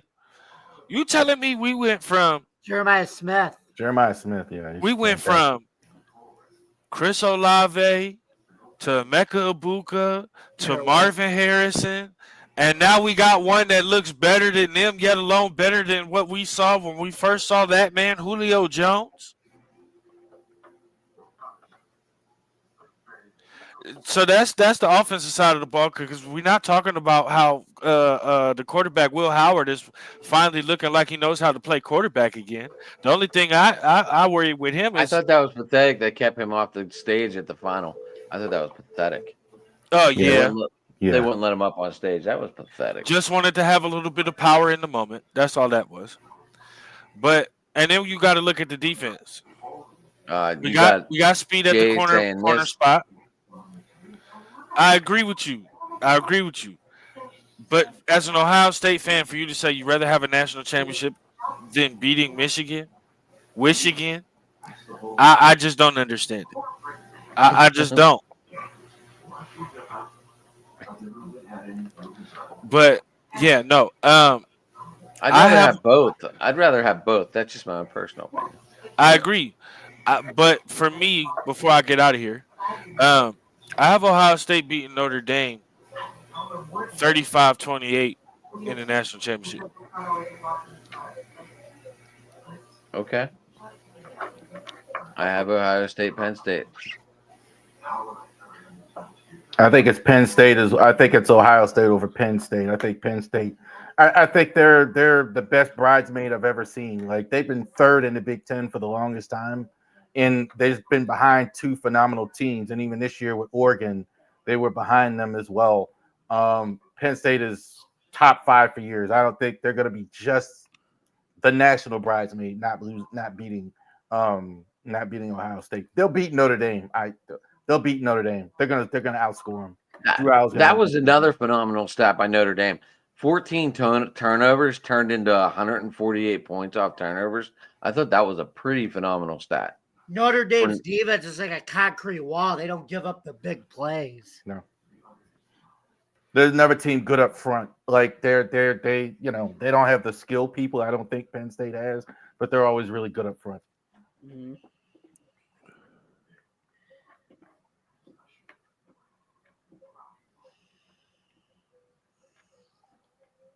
I had that wrong. So it's Notre Dame and Penn State. I still got Notre Dame winning that game. Mm. I just didn't understand that. We talked like why they didn't put Texas in the Orange Bowl bracket, then having them have a home game at Dallas Stadium. I just think it's wild how hard, like, Freeman's getting an extension, getting this far, and all I hear when it's Ryan Day is he's got to go, he's out of here, he's this. He Notre Dame hasn't had anywhere close to success Ohio State has had, and they just want him gone. Like, because You're 66-4 as a head coach in the Big Ten. You can't beat one team. You dominate every team in the Big Ten and in the college football playoffs by throwing to be able to run, and then you go against the team up north and continue to run the ball and don't throw it. They consistently show every year, whether they have Will Johnson or a great defensive line, that they can't stop the receivers. Why are you still trying to run the ball? That's why he's on the chopping block.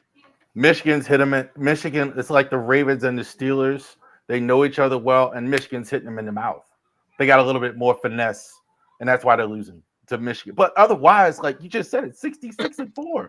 66-4, bro. Like they haven't. Like yes, that's but that's also the standard at Ohio State.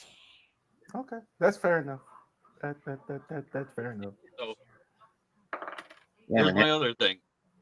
With the 4 bye weeks, did we see that was a big mistake? Because none of the 1 through 4s won. None of them. All 4 of them done. One and done.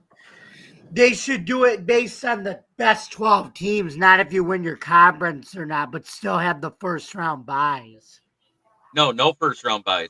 You know what? There should be 1 first round bye and do it as a double-sided bracket coming in instead of just one side going across. Right. You have 1 bye. You have 1 bye. Have your 16 play. Boom. You got 3 going to 1, right? Uh-huh. It's 1 bye on each side. The number 1, the number 2 should be the only bye. And then what happens when 1 and 2 lose? That's fine. I'm just saying you can't have 4 teams on a bye. It's awful. It was an awful look. Is it when they're still trying to have the other bowl games go on? Can still have the other bowl games go on with 1 bye with each team. I don't care Right. anything about those games, frankly. No, I well, don't watch them. we don't. But when I was in college, when I was in high school, I enjoyed those bowl games just as much as I did the playoff and the BCS. Those other games mattered. It was exciting to see Hawaii with Cole Brennan go play somebody that you would never think Hawaii would go play, or Western Michigan winning 52-51 on a Hail Mary with a lateral and making a guy miss at the goal line. Like those games bring bettors money and views to college football. So they're trying to find a way to marriage the two. Unless you just want them to say F the season, y'all got 10 games, and then the rest of after the 10 games, it's March Madness for football. Have you seriously watched any other bowl game? Yes. I did. I watched all of them. I watched Syracuse beat Washington State. I'm a draft junkie. I watch bowl games for a reason. How many in the last 5 years? How many times have y'all watched the Senior Bowl? 5. I haven't missed one. I'm right here with Jeremy. Usually for my draft stuff, I usually just just click players or whatever in the boards. I don't necessarily need to watch the Senior Bowl for the most. Like I do that more with baseball, like the College World Series. I really want to watch it because that's the best chance to really watch players. But I don't really need I'm trying that to get football. press credentials to go to all of those: the Shrine Game, the East-West, the All-American Bowl, and the HBCU Bowl. Why? Because that's how you find gems. And I want to do it for my writing for scouting players. Because it'll be better for me to see them in play with NFL coaches. Because that's what happens is they have NFL coaches coach all those guys at that time. That's how Mr. Irrelevant gets picked. That's how they find, a Max Crosby. That's how they find some of the Amon-Ra guys. St. Brown. I mean, Right. Ozzie Newsome and Eric DeCosta will tell you the Senior Bowl practices for them is it. They find out more there than they do anywhere else. Yeah, I'm not knocking it. I just don't. I'm just saying, if I could get the press credentials and be down there for the practices, I'll get to see all that plus the game. And I love the game. Yeah. I'm sorry. Yeah, Those yeah. games, those kids play harder in that game than they do in half the bowl games. Because guess what? Their whole That life's one's on the about line. their NFL professional life. Whereas those bowl games, half of them don't even go to them anymore because they want to go to the draft. Their whole life's on the line in that Senior Bowl practice. I've seen guys go up 2 and 3 rounds. Rogers Cromartie went up 3 rounds because he was outstanding at the Senior Bowl. He was like a 4th round. He went to the 1st. Perrion Winfrey went from undrafted to a 5th round pick. Yeah. And showed that he could play. He just couldn't stay out of trouble. Yeah. Same thing with Mike Hall. Mike Hall Jr. was showed out at the Senior Bowl. If you were an Ohio State fan, you knew who he was, but the rest of the country didn't. And then he shows out. We find offensive linemen there every year. I'm not saying this to knock you or to try to convince you to watch it. I'm just saying, like, to me, that's the greatest point of the offseason that everybody gets to enjoy. To me. I don't know. I haven't. I've seen the scores, but that's it. But I mean, I work too damn much anyway. So Who watched Same. the Division II championship that was on yesterday? I got it recorded. I'm about to watch it. Montana State versus NDSU. I was making fun because the one guy's a big Montana State fan. Mhm. I said, "Oh, Mud State and New Depends." Because I call Notre Dame Notre Shame. I call Purdue Perdon't. I got Yes. nicknames for all those teams. You know what I mean? The Falcons are the fail cans. They did it again this year. They can't get there. They failed. I absolutely agree. But I gotta go, guys. You can find me at Sports Talking by the Lake. You can find me on Twitter at Sports Talking by the Lake at Brogdon Evan. I mentioned last time I was on here that I had a new show coming that was going to come to the network. We're definitely going to do that. And now that it's no longer peak season and I don't have anything else to worry about, you'll have a full off season of Browns sports, Cavs basketball. By the way, there's a big game coming up tomorrow. Not tomorrow. Wednesday, and then Jamie and I will also be starting up our UFL show. You guys are more than welcome to come and talk sports with us. We went to the last inaugural UFL. I still got my shirt, Evan. I still got my USFL shirt. I still got the shirt. I still got the seat pad. I got the seat pad too. I was at a party, otherwise I wouldn't have went. We got all that stuff. Adam and I sat together. We ended up being on the Jumbotron. It was a great experience. Hopefully they find a way to do it again at the Hall of Fame so we can meet there or wherever it is. We'll figure out how to save some money and do it again. But that was fun. I would We love need to get back in touch with Ace and all them guys too. Yep, absolutely. I talked to Luke. I still talk to Luke. How's he doing? Good. He's got his own show now too. I got the ultimate scenario.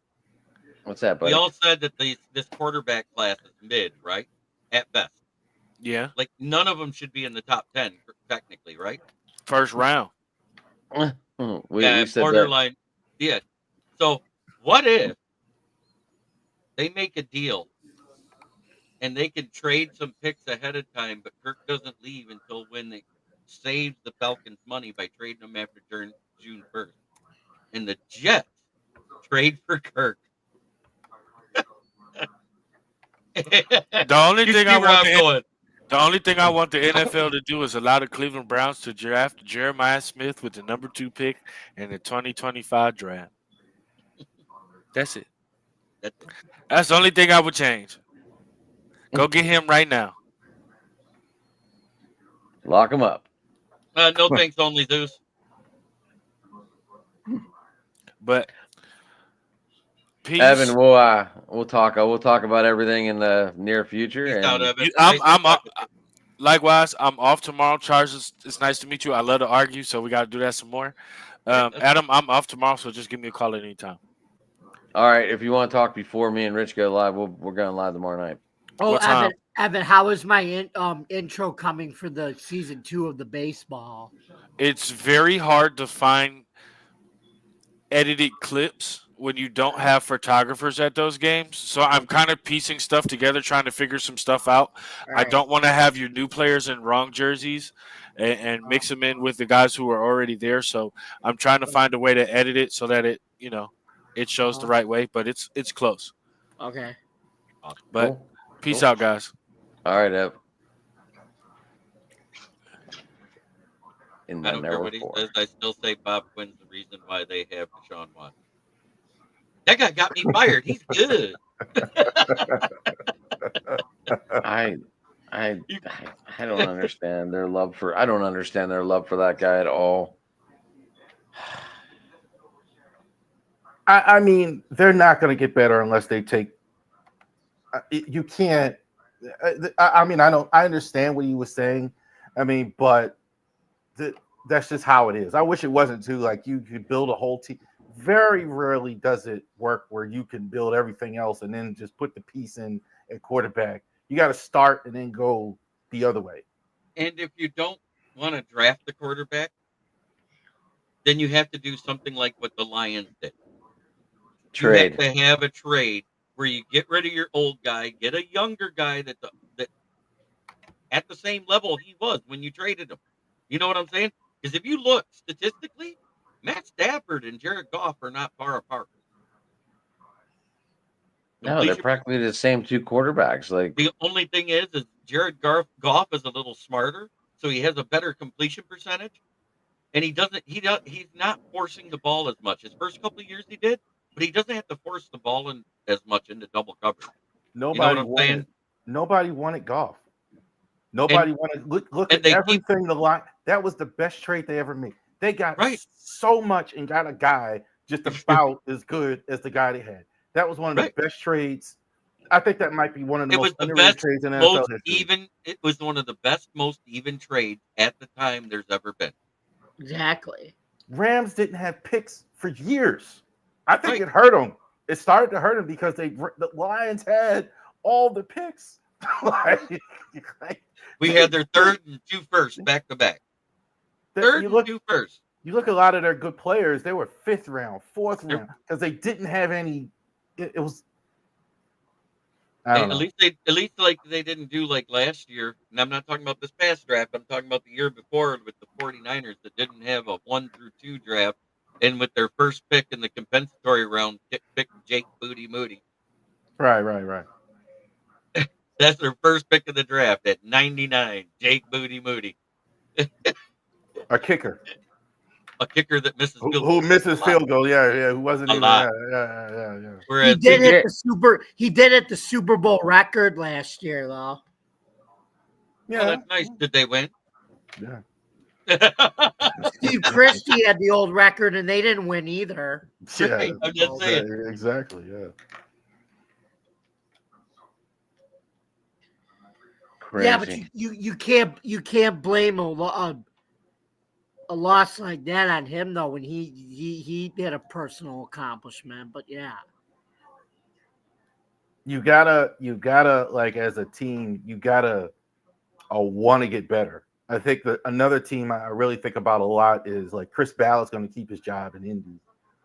That's kind of the same deal to me. Like you got to want to get better. Ballard forever has this cap room, doesn't make the team better. They kind of just stuck in the middle. That doesn't work. You can't. And that's kind of the cycle I see in Cleveland. That's not going to work. You gotta go out there and get it. If you don't think Shador is picked early, then pick him later. Or take Carson back. You got to start right now getting your quarterback and trying. Like Steelers did with Pickett. Didn't work out. Okay, get him out of there. Try again. But you don't just say, well, we need to do everything else and not. You can't. That's never going to work in as far as quarterback. I agree, but I thought they went too early on Pickett, but that's just me. Oh, you talking about Pittsburgh that year? Oh, 100%. The pick they should have took is the one that went to the Ravens right after him, like 4 or 5 picks later, Tyler Linderbaum. That would have been the better pick for him that year. I thought we should have taken Cal Hamilton in that pick, but that's just me. Both Kyle of those Hamilton- guys went before Pickett. They were already gone. I know, Tyler like, Linderbaum went 25. Pickett went 20. I know, but I mean, I would have traded. Kyle Like I would, Hamilton went 14. yeah. When I seen, yeah, well, Kyle yeah, Hamilton for sure. I know was earlier than Yep. than Pickett was. but I'm just saying, like that's who I would have taken. I would have went after Kyle Hamilton. Him and Minka back there, whew, that'd be ugly. Kyle Hamilton, like there was a lot of people like at training camp. They were saying, "Oh, this guy isn't." You know, he got beat a couple times. It takes guys a while. Some guys, rookies, they come right in. Some guys don't. They take a while for them to come in. Rab, you're not going to hear me talk anything bad on Kyle Hamilton. I think I think the Steelers defense is good. I think like the defense is good. I think it's, if anything's wrong with the Steelers defense, it's vanilla. Like I think a lot of teams have kind of figured out what Tomlin does. He's got some really good players though. But I think like I don't think you don't need to be. I don't think everybody needs to be Bill Belichick and exotic and everything like that. You can be vanilla and still have a strong defense. I think they have a strong defense to fight, despite the fact that it's vanilla. You know, I don't think they do anything the Ravens wouldn't be expecting on Sunday. But you don't need to. I mean, TJ Watt, like, hey, he can take two guys and knock them over, like whenever he wants. Absolutely. Jeremy, you got big news today with David Montgomery being cleared to play for next week. Not he would only have been David, cleared. not only He would've- David Montgomery, Terrion Arnold, and Kevin Zietler are all cleared to play for next week. That's huge. I think they even would have been cleared this week if they were needed. Right. I really didn't care about winning or losing the game just because of having to go on the road, because we are the only team to go undefeated on the road this season. I wasn't worried about going on the road. The reason why I wanted to win that game is because I was sick and tired of when I did my show, all the Minnesota Vikings fans all week going, "Your beat up defense isn't as good as our starting defense. We're healthy. We're going to beat you guys by 40 points," is what I heard all week in my chat. Now look, Van Ginkel is very, very good. Van Now. Ginkel is amazing. Van Ginkel's amazing. Jonathan He's on my Bernard's fantasy. good. He's on my fantasy team too. So I get having defensive players on fantasy really lets you see a little bit more into the game. I didn't realize like it's harder. Like during the week, you're like, shit, I got 8 teams now. I got to worry about defense. But you do pay attention to those names that catch your attention, and that was one of them. Harrison Smith they said it during the game, he's the oldest starter in the NFL at safety in the secondary. Yep. He had another pick. He's been maybe him and Mike Evans have been two of the most underrated great players I think ever. Like Harrison Smith's been good for a long time. Is Mike Evans close to being GOAT status for regular season? I mean, next year, if he gets 1,000 yards again, he'll have broke Jerry Rice's record. If you break a Jerry Rice record, that's that's hard. I mean, just think about how long it's been since Jerry Rice has been gone. You want Justin Jefferson or Jamar Chase? I don't think he's a better player than Justin Jefferson, but I think like he's under. I would say Mike Evans, modern day Art Monk. Art Monk was really good for a long time, and then Mike Evans is what he's been able to accomplish. Justin Jefferson might break the record. I don't know. Receivers drop off at 30 more than what people think. Everybody says running backs do, but receivers absolutely do too. Mike Evans just turned 31, right? Yeah. He didn't drop off this year. No, he did not. Still got his 1,000. That's a bad man. I'm sorry. With that extra game, how much does that help him though? Well, considering he needed 5 yards at the end of it, I think he was 65 yards short to start the game. Didn't he get like 65 yards exactly? And just like Jameson Williams, who missed 2 games, he needed 33 yards. How many did he get? 34. He got his 1,000. Well, with Mike That- Evans though, he missed like 3 or 4 games. So I don't think, like it's extra Oh, games. that's right. He didn't was help him. injured. That's Yeah, right. but he missed like 3 or 4 games. It made it even, Yeah, so he technically did it in under 16 games. So that does make it impressive. Oh, And there's not. Jameson Williams got his in under 16 games too because he missed 2 games, so that's 15. Everybody's like, "Oh, he's not getting remember- 1,000 now." Wasn't I he heard- also held out of I the gotta game get going, too because guys. of that? Yeah. All right, James, how people get you, buddy? You guys can follow me, yours truly, at Jamie at Bill's Chat 1 at Bill's Mafia Chat, and also at Jamie Malloy, the unbiased journalist at DJ Dogtags on X. You can also follow me at theforkball.com, where I write about all different types of sports. You can also follow me on Jeremy's podcast when he brings me on as a guest on his platform, and also you can follow me and Joe Dalio on our podcast, the Buffalo Sports Conversation, where we just recorded an episode, and then you can also find me on Open Mic Night here. And so, for more content on Driving to the Top Productions, please visit our YouTube page, Twitch stream, Facebook stream, X stream, wherever you consume your podcast. Don't forget to subscribe to our YouTube channel, like, comment, and click the bell for notifications because we're always driving to the top. Thank you for listening, guys. All right, Thank you, James. Jamie. Thank you very much. all right. All right. Bye. Yeah, I gotta get up early too here, so I gotta go as well. All right, Rev. We'll see you tomorrow night, but how people get you? All right, so it's raverysports.company.site is the website where you can get Ravens jerseys like this one. I have Oriole jerseys as well, so definitely check us out on our website. Ravery Sports Podcast is this week. Talked about it a little bit on Dylan's stream this week, but also to NFL Ravens or NFL playoffs, college football playoff, and starting our series top 10 each position. This week, we're going to talk about who are the best catchers in MLB. Maybe there'll be a Pirates or Tigers player on both of those lists, so you can check it out.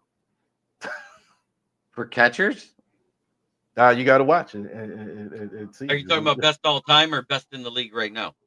Best in the league right now? I don't think Okay. there's no. There ain't no pirate best in the league at catching, buddy. No, there's not. Once we There get to might- starting, once we Now, get to if starting you were going pitcher- all time, we'd go like Tony Pena. We could go Jason Kendall. We could go Manny Sanguian. You know, we could go on here. once we get to starting pitcher, we'll see. We'll see some Pirates and Tigers for sure. Definitely. Jerry Breck, Steve Blast. I know if you're going all time, Maybe even honorable mentions right there. Yeah. In case you don't know who that one is. Oh, Tim Wakefield. Knuckleball. Yeah, I know who he is. All right. You guys Oh, have yeah, yeah. I ordered it for my dad, Jerm, and I didn't realize it, and the guy that got it for me didn't realize it. And when I wrapped it up, I go, "This is a fucking medium. It's never gonna fit my dad." So I was like, "Do you want the same jersey in your size, or do you want me to get you a different one?" And he's like, "Give me that same one, dude. I really like that one." So that's what happened there. Jerm, then there were two. And there's 2. This is what happens every night. About this Right. time, just before 11 o'clock, it's just me and you bullshitting, having fun, talking sports. I don't know. I don't understand what happened to Dylan. He just leaves. I love it. I think we should start putting bets on what time he leaves. Yeah, I don't understand. Like, I don't get it either. I mean, he's done it like every time I'm on, and I was getting ready to actually give props. Jerry, do you talk Detroit hockey, Jerem? A little. A little bit.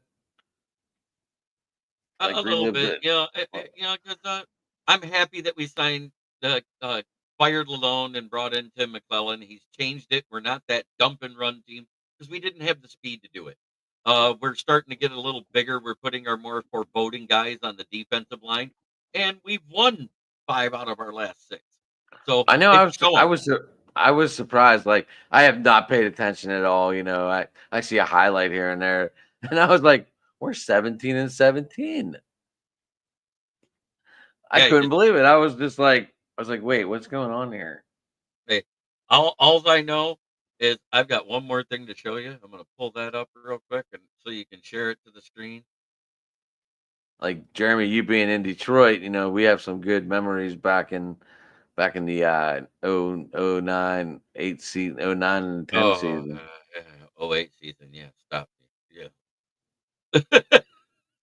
Oh wait. Well, I mean, you guys won the first year, then we won the rematch. So, did you hear what Carl of Barstool Sports No, I did not. said? That is what Chicago needs to become a good team. Have you seen that? No. Go ahead and pull it up. I just shared it. Let me And I'll read bring it it for in. everybody. You're gonna love this. The Bears aren't that far away. They just need a new owner, new president, new GM, new coach, new stadium, at least 3 offensive linemen, a new OC, a new DHC. Caleb Williams gets better. Lions fall off. Vikings fall off. And the Packers change division. And they'll start winning again. I thought that was the most hilarious thing I've seen.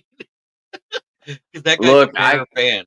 That's a Bears fan saying this on a podcast. I cannot stand. I am not a Caleb Williams fan at all. I haven't been a fan of him since even in college. I just wasn't. I didn't like his attitude. I didn't like the way he held himself whenever he was losing. I don't understand what people see in this guy. What I saw is that he still tends to play hero ball. When things starts to break down, he's quick to run. He doesn't have a quick read. If they can teach him how to read and react, he could be a good quarterback. But right now, what I see, he's not going to be much better than what we saw his rookie year. Does that make sense? What I'm saying? I got like a bold reaction here. Finally, another person agrees with me. Like you have a 48% QBR after your first year. And the only reason you threw those touchdowns against Detroit in both games was because they were up so big. They were playing that prevent the win defense. We actually stopped them from scoring in the second half of the first one.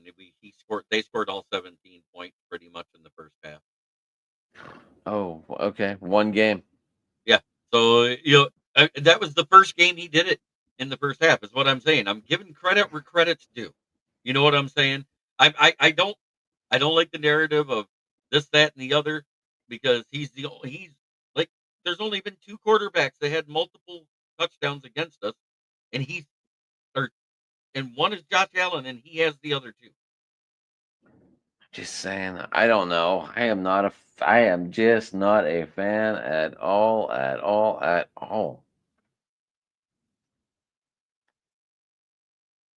know you're not.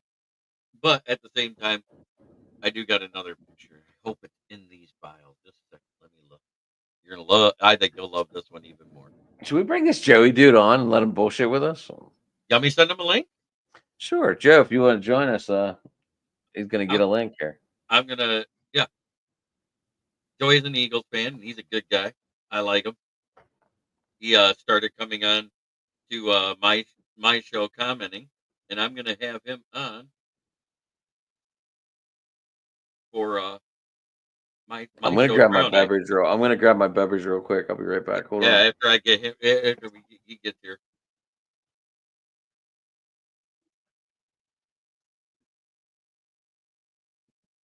Woohoo. Do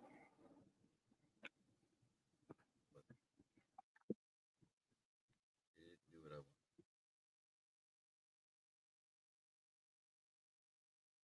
Said send it to his email. That's what I'm doing. It's not Look at that. We're bringing on another guest. Yeah, now we can talk longer. That's even more fun. What'd you think of the Winter Classic? What did I think of the Winter Classic? It is what it is. Just Did me. you like that it was played at Wrigley? Did you like how they did it?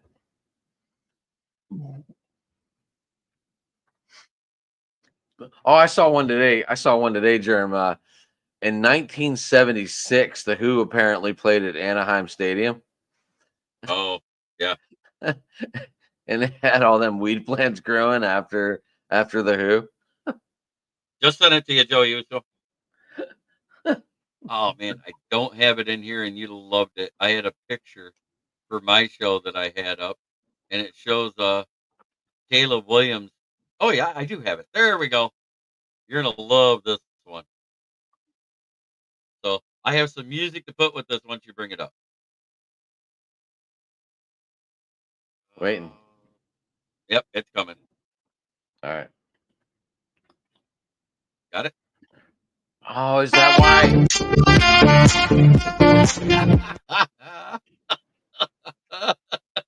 That's what happens when you lose. You get the Cobb in Detroit on Thanksgiving. Wait, is that why? Let me see if I can find it real quick. Want me to pull that back up again? I have no problem doing I think Jay said something about the corn on the cob earlier. it. in the, Yeah, that's what it was. Yeah, that's what it's about. All right. I wasn't sure. I'm like, damn, dude, you're just showing all the balls of the wall here. I love it. And, but yeah, Sam yeah. Darnold went back to pure showing his highlights on In Prime Life there. That was awful. Yeah. That was horrible.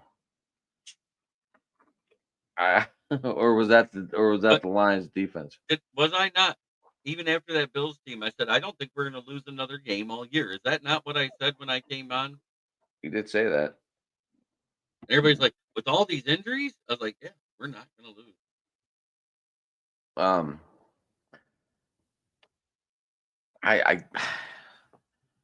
You guys are strong, you know. We didn't go over any predictions for the playoffs, Oh, I got that little gift to bring up. but maybe we can do that when Joey gets here. Yeah, exactly. If he gets here. Hey, he'll come. Yeah, I didn't. I don't know. I feel Joe Burrow is going to get snubbed. I feel he should deserve at least in the top conversation here for offensive player of the year. And you know me, I'm a Pittsburgh guy, and I'm telling you, a Cincinnati guy deserves player of the year nomination. There, I got it. Ah, hit the wrong thing. Just now I got to open it again. Stupid.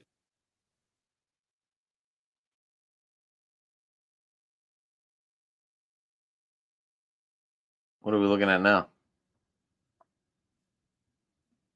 I'm trying to pull it back up here.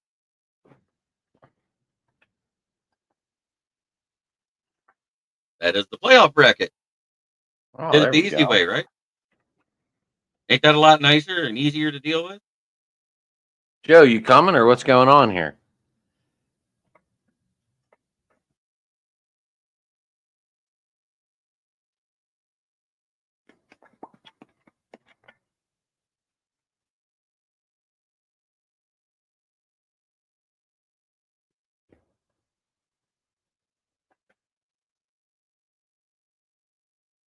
I like how week 1 of the playoffs is the same as week 1 of the regular season. Oh, he's just trying to get it to load. He's trying to load his home feed.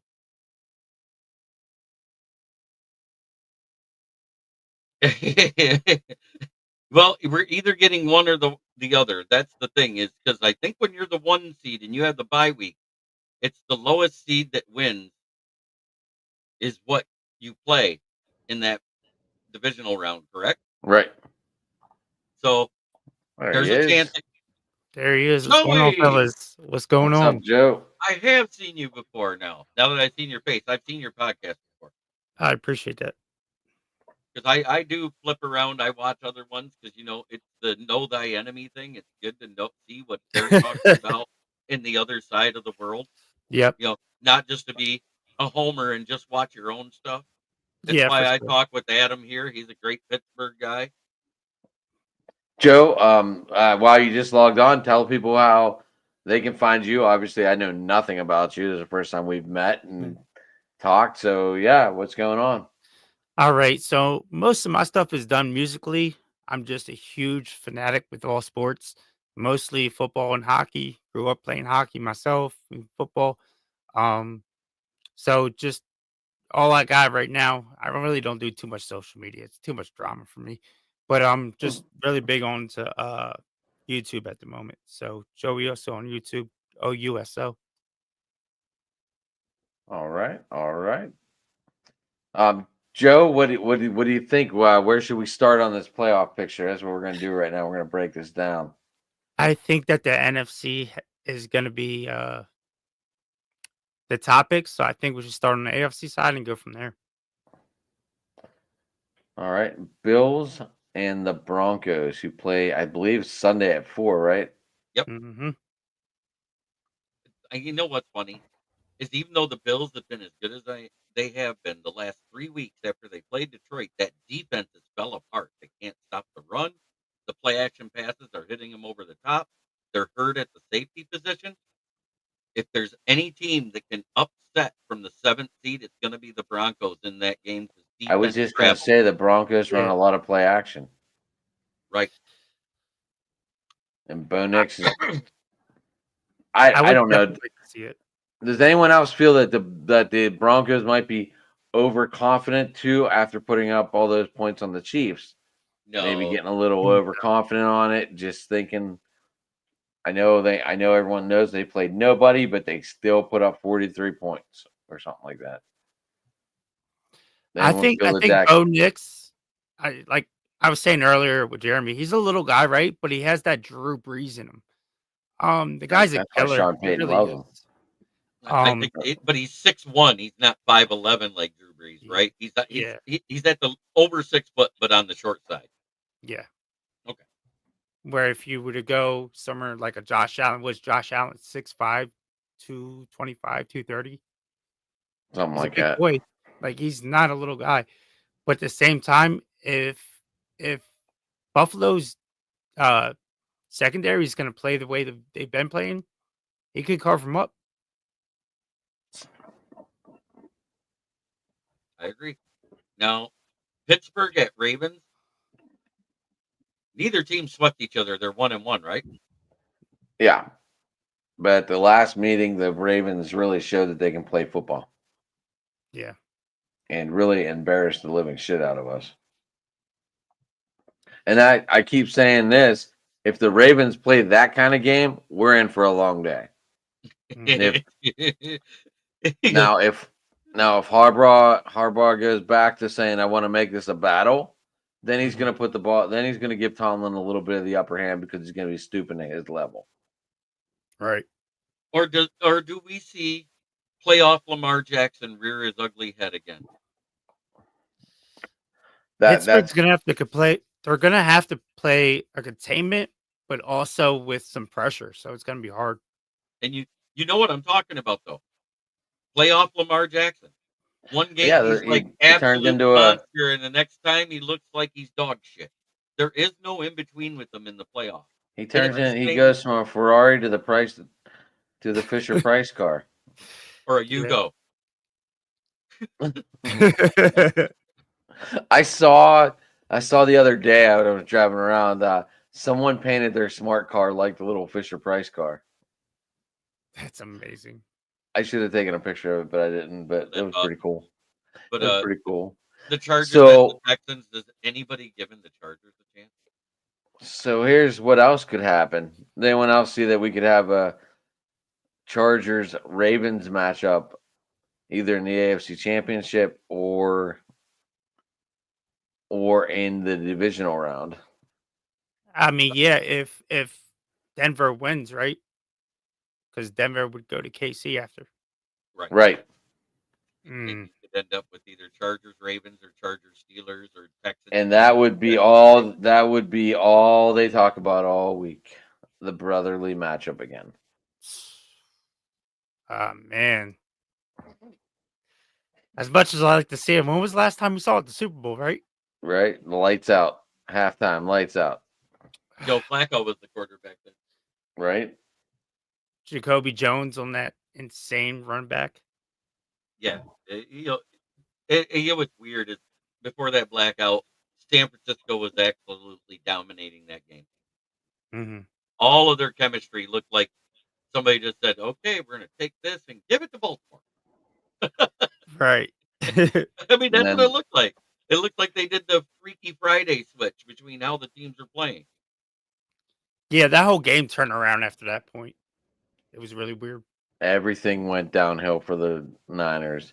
So are we going Like to that. stay going across, or are we just going to go over and see what we think about the first week in the NFC playoff? All right, so right now everyone has the. Is anyone picking the upset in the Buffalo game? I am. You I are. kind of want to. I kind of want to myself. I think the Broncos. I think that Broncos, and then you end up with the 1-1 matchup of Mahomes versus Bo Nix in the divisional round. You know how sweet that would be of a playoff game. And what if he does the Joe Burrow thing and just lights his ass up and wins it? If Because he does, they that damn kid- near won the first one. A blocked field goal. Yep. Gonna make John Elway look like a genius. Oh my goodness. So that would put so that could possibly put Denver in the AFC Championship game. We know it ain't gonna be a home game. Right. They'll be on the road again. So they playing. I am taking the Chargers over Houston, and I'm also taking the Ravens over the Steelers. Yeah, I think them losing what's his name for Houston, that receiver, that's Tank Dell. huge. Tank Dell, Oh, losing him is huge. That's a huge injury. Because that was their deep threat. They got Nico Deontay Collins Dropson. is They too, got but- Dropson now. Yeah, exactly. Deontay Dropson. Everybody's called him that. The guy that's on his fourth team this season. Yep. Just Is Tank he even Dell. gonna play? He's so bad, Kadarius Toney still hasn't been picked up. Ugh. The only place where that guy would matter is in Casey. That's for both of Swear, them. I swear.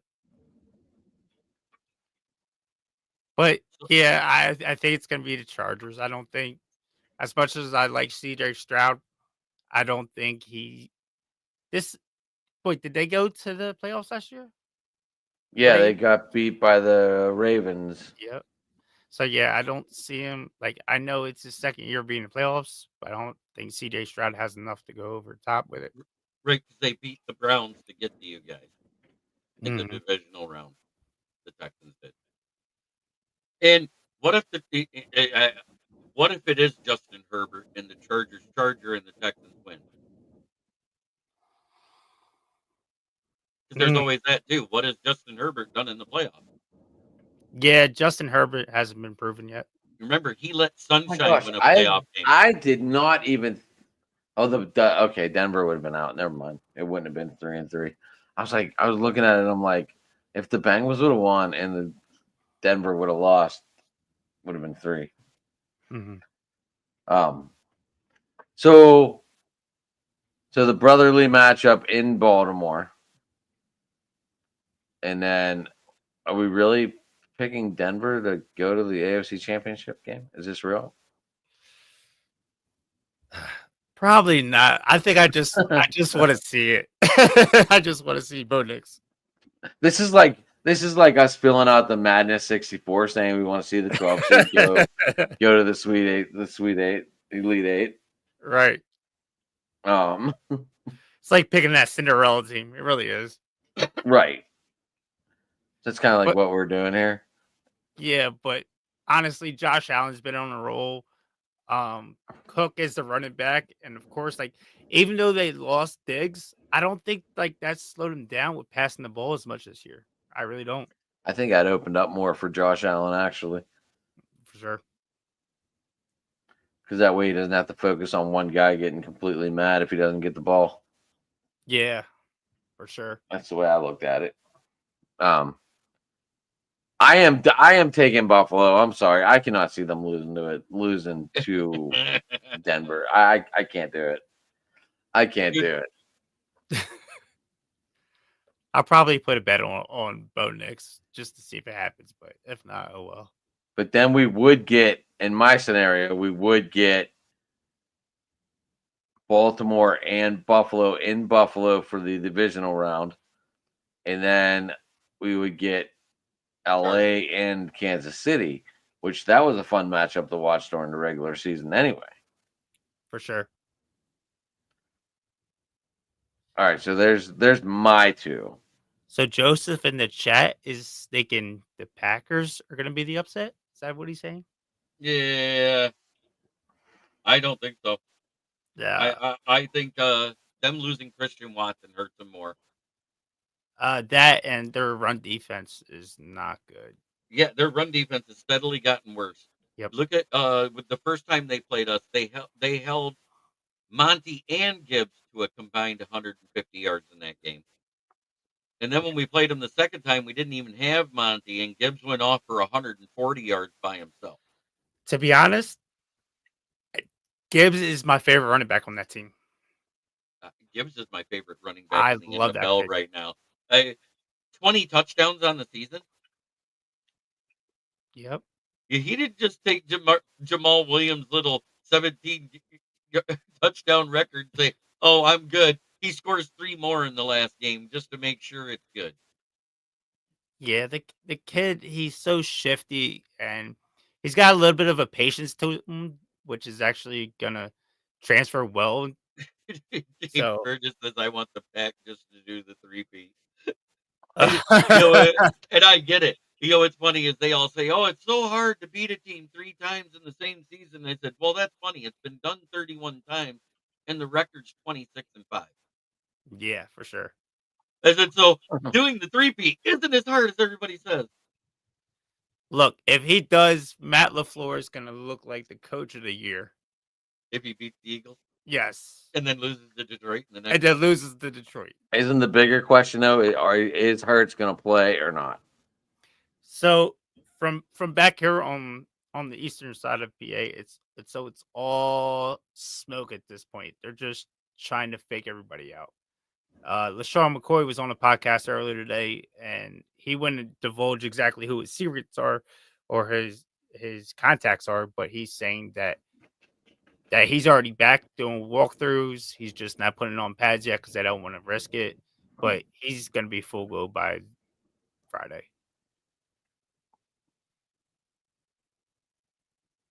Script writer will be great. I want that guy's job for sure. Yeah. The script writer would be great if that happened, but I just don't see, without Watson, Jaden Reed has disappeared the last 4 weeks. Romeo Dobbs is dropping footballs like he all of a sudden channeled his inner Kadarius Stonehands Jabroni. Mm-hmm. You got all of that happening all at the same time, and then Josh Jacobs starts fumbling again. Look, it's going to run through Josh Jacobs. I yeah. know it is for sure. Yeah, they're going to try to feature Jacobs just like you guys are going to feature Saquon Barkley. It's going to be a lot like that Week 1 matchup. The difference is both teams are healthier overall. For sure. Right now. Because you guys had a couple old linemen hurt, if I remember, in the first one, and you saw that there was that little bit of a transition in the first half, getting the footing. And the footing at that place in Brazil was absolutely atrocious. Oh my goodness, they did not prepare that field at all. No, they just said, "Oh, we're gonna let football players use football cleats on a soccer field." On a soccer field that's made for people to slide after they score a goal. That's intelligent. Like, you can wear 7-inch studs on your cleats, and you're still gonna have no grip because of how thick that grass is. It's not right. Now, I do think that middle matchup right there is probably going to be the best game of the 3. I think the Washington versus Tampa Bay. I think that's your slobber knocker because Washington's a much better team than they were Week 1 when they faced Tampa. And I think they can beat them. Is the crazy thing. I think that might end up being our matchup because I have LA beating Minnesota. After what we just saw, all they got to do is release the dog, send Verse and Frisky every down Mhm. into Sam Darnold's face, and he folds like a wet paper towel. Yeah, that's always been his issue. Yeah, I'm taking Sean McVay as well, Jerm. But the I like- Washington Tampa Bay game, I don't know who to pick. I love Baker Mayfield. And I think he's doing great, and I I think want he's to going to be a gunslinger. But I think that's going to be a gunslinger game where both teams score 30-plus points. I think that's what that is. I think the other two games, whoever gets to 24 first is winning the game. Does anybody disagree with that? No, that's a lot harder than you think, though, to pick between this Green Bay and the Eagles game. Mhm. Because you really don't have good comparisons to week one because everything you guys just said with the field conditions and everything else. Sean McVay wins the LA Ram game, and AG just gave him the secret sauce. It's called piss pound that O line until they give up pressure. That's what we did. You know what's weird is they put up a stat after the game, and they actually only blitz 25% of the time in the game, and they're a team that normally blitz 40% of the time, and we blitzed 62% with Yeah, the that's Legion of impressive. Whom. With the Legion of Whom. And everybody says, "What's the Legion of Whom?" I said, "We have so many guys on injury. We got people from practice squad after practice squad and everything else. It's the Legion of Whom because it's who the fuck are you making plays?" Picking him up and say, just run towards the quarterback. Just run towards him. Yep, because that's just it. If you think about it, the linebackers that we've all picked up off of practice squad, all they were was special teams guys and guys that can have a little bit of speed to them. Mhm. So they Yeah, said, I think you know what your job is? Don't cover anybody. Just run at the quarterback. That's all you got to do every week. Right. Yeah, I think these Vikings are going to be in trouble. Because To be honest, I think Puka's going to have a crazy game. All right, so let's see, Vikings Rams. That's the 5-4, right? Mhm. And then the Redskins and Bucks. That's a 3-4-6. Yeah, that'll be the 4-6 game. Yep, that's their seeding. So who's coming to Detroit, Jeremy? I think it's either going to be Minnesota or Washington. Minnesota's got a puncher's chance to win, but I don't have it high. But I think Washington has the best shot to win out of the lower seeds. If not, we're playing Tampa Bay. Yeah. If Washington can't win, I think all the lower seeds win. And You for know what I'm saying? Washington, Zach Ertz has been lights out the last 3 weeks. From him and Jane Daniels are really forming that bond. So if they don't stop their tight end passing, it's going to be issue. And also, you still got Terry McLaurin over there, so you can't sleep on that. And what's his name? Austin Eckler is coming back. I like Washington a lot this week. I like the Rams. My whole fantasy team is Green Bay, so this is really tough for me. Oh, wow. Listen, I got thrown into this team, so I had nobody, dude. The guy before me traded Bryce Young for CJ Stroud. If you want to hear how bad this is. Yeah. I mean, you go on with it, but I'm already seeing that it's not going to end up well for you. Yep. If Green Bay Packers win, it's Packers Lions. Everything else varies off of that because Detroit gets the lowest seed. And he's absolutely right. But what I'm saying is, if all of those lower seeds, 2, 3, 4, and win, we're getting Tampa Bay. And what we don't know is how good Washington would be in a matchup versus Detroit. Because that O-line tends to crumble against some pressure. We saw Chicago get to them and make that a rough game. Right. So, and that's the teams that's made them struggle. That's why they're 11-6. It's because they've struggled against the blitz. And AG has shown, I don't care who it is. I'm going to send Peter Lemongello out there and make him bum rush you. I don't care. Right. Joseph says, is Washington a good matchup for the Detroit? Jeremy just said no. I just said yes and no. I mean, I don't think their matchup is good against our defense. I think their defense matches up better with our offense, but it isn't perfect. You know what I'm saying? It's just Mhm. we haven't played each other. We haven't seen each other at all. Just like, outside of our division, there's nobody on the NFC side we played other than LA and Tampa Bay. I'm taking Washington. I don't think Tampa wins this at home. No. Home games in Tampa is like home games in LA and home games in Arizona. The first time it's a home field advantage, it will be the first time. Hmm. More away fans show up at them games than home team games. Yeah, they actually did something like that. Or they were talking about that during the season where they were like, people in Tampa Bay aren't even football fans. They're not. Most of their football fans are people from up here.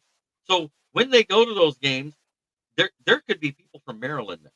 There could be people from Ohio. There could be people from Michigan, people from Indiana, people from Pennsylvania. And Mhm. they go there to watch their home team from where they're from play against the Buccaneers. Mhm. I know because I lived in Tampa and I was from Michigan. And guess what? I went there in Lions garb to Raymond James Stadium. I can see Washington fans being happy that they're in a half decent looking stadium for once. Because that stadium is absolutely atrocious.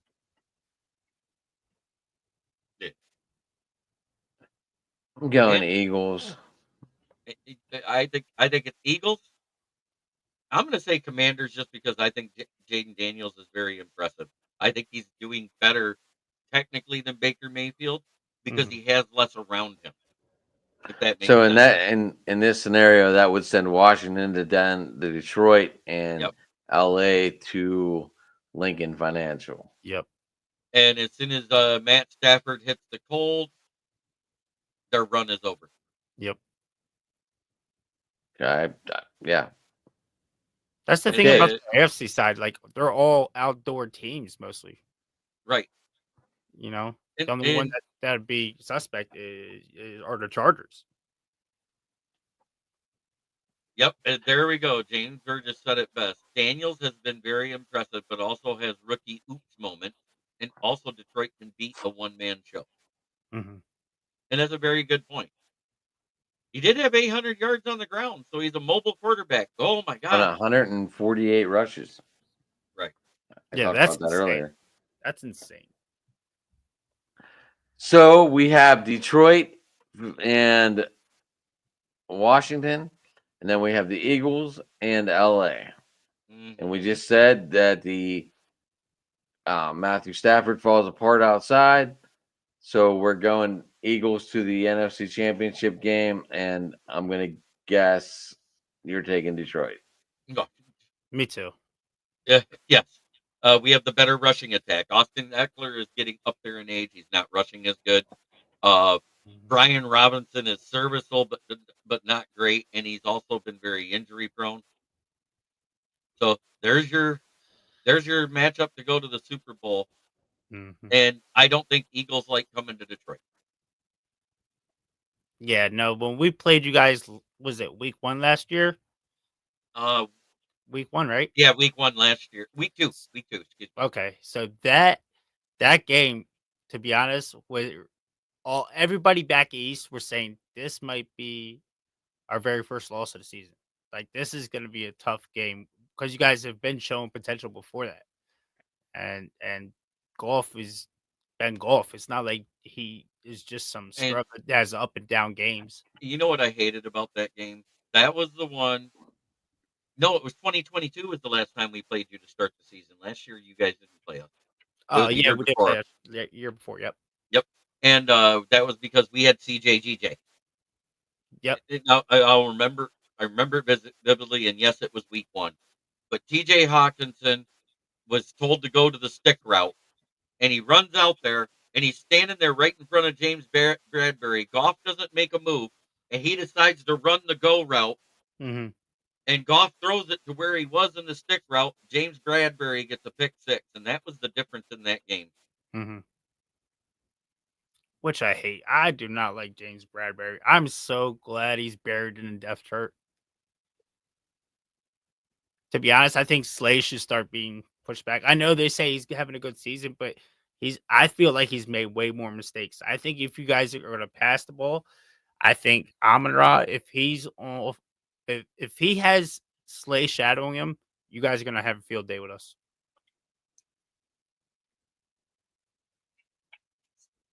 I am taking Detroit to the Super Bowl. I have Jalen Hurts on my fantasy team too. So when I do the divisional breakdown, and I invite the fans of every division, I want them there because I want honest opinion. And the only team in the NFC North that everybody agreed that was going to be at least second place in the entire division was Detroit. For all the NFC North fans, that was prior to the season being played. As it there, he goes, well, I'm going to tell you exactly what's going to happen, and this is what I think is going to happen. The Minnesota roster is good enough that Sam Darnold, if he just plays as an average to great quarterback, he doesn't have to be Superman. He just has to not lose you games. They're going to be second place in contending for the division in Week 18 in that last game. Mm-hmm. The Green Bay Packers will be third, and I don't think the Bears win 6 games. And everybody says, with that roster and all those weapons and Caleb Williams and the bench, they have bad coaching and a bad O-line. They're still the same team, and it's going to get worse because it's a rookie quarterback. For sure. Everybody they couldn't believe it. And I sit there, I goes, and looking at this schedule, the only game I can tell you right now, looking at it, off the top of the whole damn thing, is a loss, is the Bills. I said, that's the only loss that I see on this schedule. Because we don't know what C.J. Stroud the Texans are going to be. We don't know what Minnesota's going to be. We damn sure don't know what the second year of Love starting is going to be. We know what Caleb Williams is going to be. He's a rookie in the NFL with a bad O-line. It's going to suck for him. I mean, I went right down the list, and they said, well, what if this person is... I said, the only injury that'll derail this season is Jared Goff. Right. I sit there, I said, I've said it at the beginning of the year, and I'm saying it now. This is the best depth of talent I've seen on this roster in my lifetime. I'm 54 and been a fan since I was 5 years old. So are we really going to get Detroit and Denver? Is that what we're saying? Who was on the other side in the AFC Championship game again? Well, you two have Kansas City and Denver, and then obviously Baltimore and Chargers going at it. I had KC and Chargers going at it, and Baltimore and Buffalo lined up. Okay, so either way, who do you think wins between Baltimore and Buffalo? That's a crapshoot one. I like it is. Because neither defense has been great in passing. They have done better, the Ravens have, since they moved Kyle Hamilton back to free safety, like you said. Right. But they're still not good at stopping the pass. They're not. They're better, but that doesn't mean they're good. I think I would take Buffalo because of home field. Yeah, for sure. Yeah, because they're the 2 seeds. I agree. And, it don't seem like much, but that 350 miles to go north, that's a 5-degree temperature change. 5 degrees don't sound like a lot. You add in the wind, it's a lot. Yeah, you're going to be playing in the elements too. You're almost guaranteed a snow game at that point. Right. January 18th, 19th, whatever day they give it to them. If it's Buffalo, Baltimore, I got Buffalo winning. If it's Baltimore versus Chargers, the brotherly love game. Because what did I say could happen? if Denver wins, that's the game you're getting, right? Right. I think my pick, to be honest, is call me a home team guy or whatever it is. I think it's gonna be Buffalo and Philly in the Super Bowl. And the only reason why I'm picking Philly at this point is just because of Saquon. The guy's just remarkable. I think he's actually might be the best football player in the world. Damn. Okay. I'm just saying, for offensive player of the year, I was all on board with Saquon until they sat him. And then with what Jahmyr Gibbs did in getting the 20 total touchdowns. Yeah. You know, because there's nobody that's a non-quarterback that's close to that this year. Nobody. No. Like the closest is what, 16? And that Derrick Henry was 16, and then it's Saquon with 15, right? Yeah, Derrick Henry.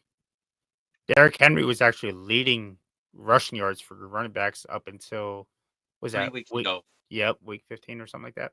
Yeah. So, and Jahmyr Gibbs is right up there with everybody at 1,600 total yards now. Mm-hmm. That's the crazy thing. Is everybody's missing that. You know, Josh Jacobs has more rushing yards, but total yards, it's Jahmyr Gibbs by 200 yards. Yeah, he's such a threat. The guy can catch out of backfield, and he's going to get you yardage. He's not just going to, get stopped at the line of scrimmage. The guy has moves. You can't sleep on him. So, Jerm, do you have KC beating Denver? Yes. They're at home. It's just a different element, and it's a rookie quarterback. I think they might be able to get the first game done, but they won't get a second win, much like CJ Stroud. Tim Tebow? Everybody's got a little bit of magic. All right. I'm definitely going KC, and I want to say KC and Baltimore are in my final two. I mean KC and Buffalo. So I have 1-2 across the board. What? And if it's Jared Goff versus Pat Mahomes for all the marbles, if that's the Super Bowl, I have a little stat for you. In his career, Pat Mahomes versus Jared Goff, college and pro included, is 0-4. Yeah. Yeah. That's crazy. He's the only guy to be undefeated versus Pat Mahomes in college and pros. It's that good old Cal education. Damn, that's crazy. That's I never even knew that. That's a hell of a stat. Remember, because they faced him in 2 different bowl games, Cal versus Texas Tech. Mm-hmm. And that was during the Kingsbury flop years. Ooh. Joseph says Lamar for MVP.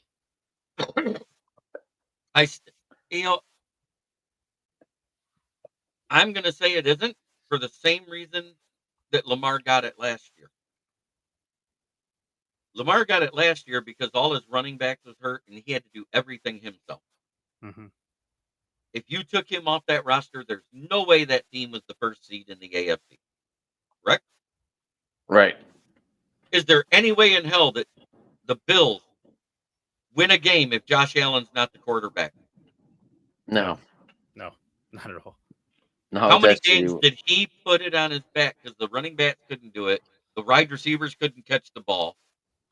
How many games out of their, what is it? They had 14 wins, I think. They had 14-3, or was it 15-2? Which is it? 15-2, I believe. No, 14-3, because they lost to the Patriots this weekend. Oh, that's right.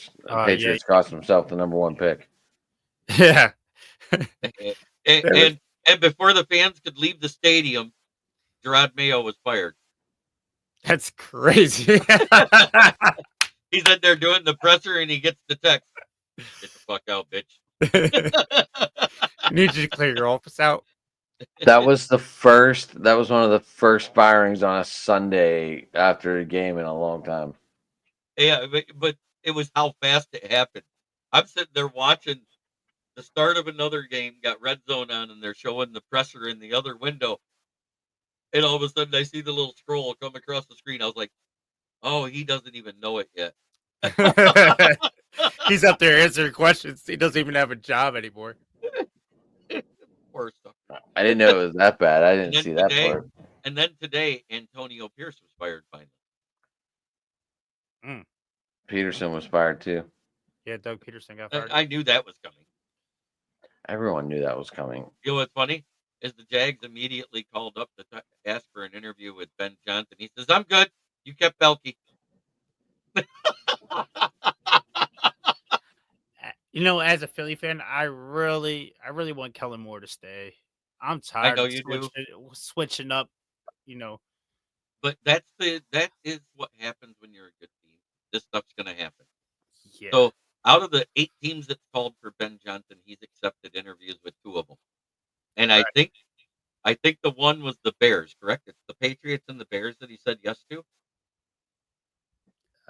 That'd be crazy if he did. I didn't hear So it. I That's think a he's team. going to the Bears to look at the Virginia McCaskey and Davis Warren to go, "You think I'm coming to coach you guys? You suck, bye." And then someone was it the Bear? Somebody asked to speak with Mike McCarthy about it interview, and Jerry Jones blocked it. That was the Bears. No, it's the Bears. Yep. And but here, what's funny is he's calling around trying to get all these ones, and all these coaches are turning down interviews. The teams are letting them, and they're saying, "No, we don't want you." So you know what's going to end up happening.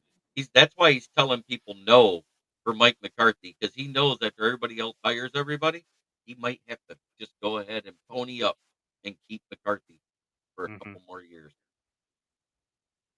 He just needs to give up he has way too much involvement in that franchise. Jerry Jones, you're an owner. You're not a GM. You don't scout players. He acts like he knows what he talks about with players. And it's not because I'm an Eagles fan, it's because you are way too involved and you have something to say about your players way too much. I don't like that. I agree. I agree. He said he did agree MVP should not be a quarterback award. Unfortunately, that's the way it is. It is. The last non-QB that won it was who? It's been a while, ain't it? Isn't it been like over 5 years? AP was the last one, wasn't he? Yeah. Yep. Yeah, it was Adrian Peterson, his 2,000-yard season, right? Yep. Yep. I'm going to agree with you, Joe. Imagine that. That's Oh, why Saquon's not going to win it. Also, you sit a game, you guarantee you're out of that race. Yep.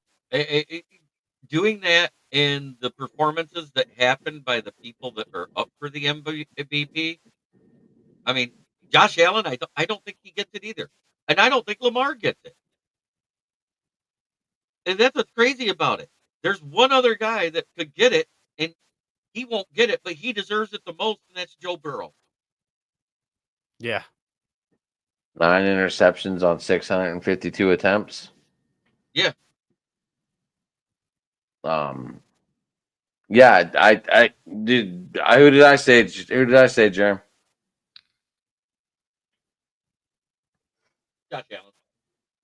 No, for MVP. I meant rookie of the or offensive player of the year. You said Saquon, I thought. No, No, sorry, I said- Chase. Jamar Chase. No, I said Who? Joe Burrow. Oh, you said Joe Burrow? Oh, yeah, Josh Allen MVP, Joe Burrow for Offensive Player of the Year. Yeah. I feel so bad. I feel like I don't know what's going on in Cincinnati, but it's like I feel like they usually have like a core group of guys they keep, and it doesn't really change too much. But then again, it's like I don't know if it's play calling or something. It just falls apart for them. They'll have one great season, next season they'll be nothing. There's something bad there, and I don't understand it. To be honest, when they went to the Super Bowl, I was like, they're winning it this year. No, they're not. I was like, nope. Okay. And then they just bombed in the Super Bowl that year. I thought it was funny. Like the last time they won their first playoff win, they didn't even have their first playoff win. Whenever they won before that, they didn't even have cell phones then. But while Lamar's numbers are crazy too, last year, Dax and Josh Allen's were crazy and deserved it more than Lamar. Oh my God. I thought Dak was going to win it. So did I. I really did. As the number 2 seed and putting up the great numbers he did. What did he have? Like almost 50 touchdowns and only 8 interceptions. It was insane. Yeah. He literally, I don't want to say carried them, but he made a lot of great plays that year where I was just like, there's no way you don't win it. And then the Packers walk in and destroy you. Yeah, that was funny. I'm sorry. It couldn't have happened to a nicer team. Nobody course, picked that. Jordan Love does his best Aaron Rodgers imitation and loses to San Francisco. Yep. Every year. And Did it it's just, seem what is like? what is it Did it about them seem like guys the drafting? team gave up though? On that run when Aaron Jones was breaking down the middle and no one was around him and he slowed down until people caught up. Yeah, What? it looked like it What? was in script. Yeah, that was a script, right? For sure. Aaron Jones realizes his hamstring hurt. That was the script. Slows down. That's it. Looked, I thought that was a little loony. Be damn from a professional football player, and you're gonna keep me from an end zone. I don't know about that. I don't know. It just looked like Denver. It looked like Green Bay was letting off the gas a little bit there. But at the same time, if you look at the NFC Championship game that the Lions had, they did the exact same thing that the San Francisco 49ers did versus the Chiefs. Mhm. Got a lead, got ahead, quit running the goddamn ball, start going pass, run, Right. and expect to win.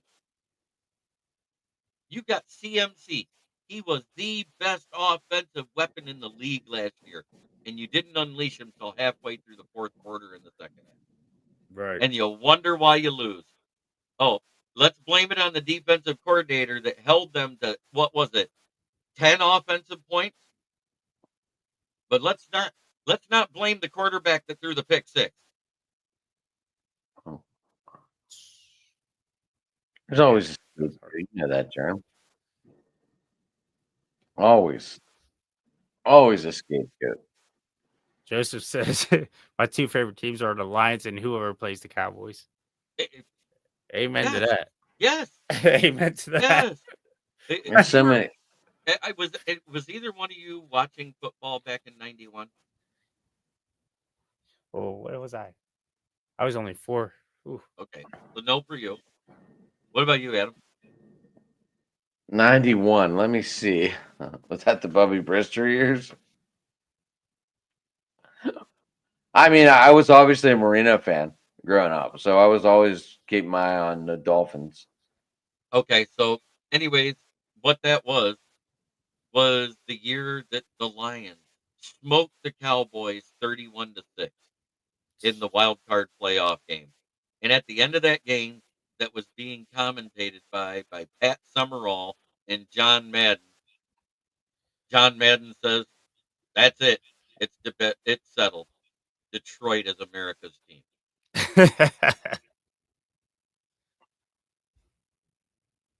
I don't remember. Well, obviously, I was 9, 8. No, I was 11 then. I was probably more into hockey at that point, Jerm.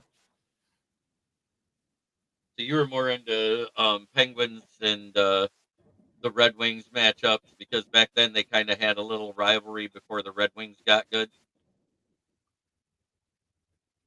Yeah, I mean, No, we didn't, without the internet and everything, it was hard to find out what was going on around the league. You had to rely on like local newspapers. Yeah. Back Right. back then, your Bible as a guy that studied sports was the sports section in the Bible, Right. and it told And then everything. I loved looking at the West Coast games on being on the East Side, and it would be like too late to determine score. they were like, I'm going to bed. I'm not staying up for this. Right, and it was funny, like because you wouldn't know that box score until the next day. Let's see. The Pirates were good. The Pirates were hot then, still too. Oh yeah, the Pirates were really good in the 90s. Most of the 90s. The Steelers were just not very good at that point in time. Being honest. Yeah. But I mean, you got to remember the Steelers were not very good from 31 till 60 till 70 till 70. We didn't have. I don't think we had. I think we might have had 3 to 4 winning seasons from 33 to 70 until we got that draft class where it was what Jack Ham, Jack Lambert, Green, and Blair. Yeah. That's insane. That draft class changed Hall of everything. Famers. So All Hall now of that Famers. we're done with this, we can take that off. We can get the river full screen again because that's basically done. We gave our Super Bowl predictions. I don't want to predict who wins the Super Bowl yet because we're not there. No, we're good. We'll leave it at that. We'll leave it at the 4. Whoever makes it. Well, Joe, and I know, Joey, you say you want the Eagles to do it. I want the Lions to do it. But you know what? We might both be wrong and be sitting on the couch next week. Jaden Daniels wins the Super Bowl. Wouldn't that be hilarious? Oh my goodness. Dan Quinn. I think that would be the bigger shocker to everyone. Joey, just to let you know, we do this every Tuesday. It's called Open Sports Mic. If you want to jump in, we'll ask for the invite. Yeah, I think we covered a lot of bases tonight, boys. I think the three of us did a little better than there was when there was 9. Sometimes when you get that many, it's hard to keep a flow going. Yeah, because everybody wants to talk at the same time. I noticed And everyone and everyone wants to get off subject too. Right. I was sitting there trying to go towards that first subject that you had, and it was like interruption. And I was like, okay, fine. Yeah, I just kind of at that point as the host, you just kind of sit back and go, okay. You saw me do it too, didn't you, Adam? I was like, hey. And that's the problem. Like when there's so many hosts on one show, it does get confusing. Right. So, that's why I like about the restream. I can't see what views you have here for setup, but I literally can make it to where I could put the one guy who's talking centered here and everybody else is along the side. And then I can too, but I can do that too, but it's way too hard to do on this show because you never know who's going next. Right. Well, you make the order. Don't give them a choice. Oh, you gotta script it. Yeah. But that kind of takes away from the open mic flow. Yeah, I know. I know it does. The open mic, I kind of like it when you have banter. I like it when you got rivals that talk shit to each other in an open mic. 'Cause that's when it's fun. Right? Everybody we had here tonight was way too nice. Like Dylan when he tried to talk shit to me about the Jaguars 3 weeks ago. I was like, what the fuck are you talking about? You guys are going to probably get the first pick in the draft. Shut up. Well, in that case, I hate Sidney Crosby. I hate that guy. Fuck you. I'm sorry. All right, so look, I'm not a Tom Wilson fan. I've never really actually hated Philadelphia. I just haven't. I did go to a game at the Spectrum. I did get to see the Spectrum. I got Spectrum days, yeah. I got to see the new one. Yeah, I don't know. Like, I thought I was gonna get arrested though, because I was talking to a cop and I'm like, "Is it true you guys bum jump around here?" And he's like, "What's that?" And I'm like, "They just jump over the bums that lay around in the train stations." And he's like, It's like, you're not gonna do it, are you? And I'm like, am I gonna get arrested? He's like, go ahead, try. And I'm like, I'm good. At this point, it was like my birthday weekend, and we went and watched the Penguin game, and I was just so shit faced. I was like, no, I'm good. Those fucking My buddy, cops.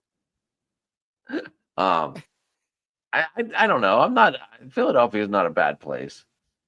I wouldn't recommend wearing visiting clothes like I did, but I did. Yeah, I mean, you're safer when you go to a hockey game for sure. I That's think the where harshest time I ever seen was when I went to, it was like 96. I went to the Cowboys game when they came to Philly, and I seen this guy, this grown man, just dump cheese whiz from nachos all over this like 12-year-old girl's head because she was wearing a Dallas jersey, and everybody's cheering it on. I was like, this is wrong, but that's kind of funny. I was just like, I don't know what to feel about this. So I guess what was it?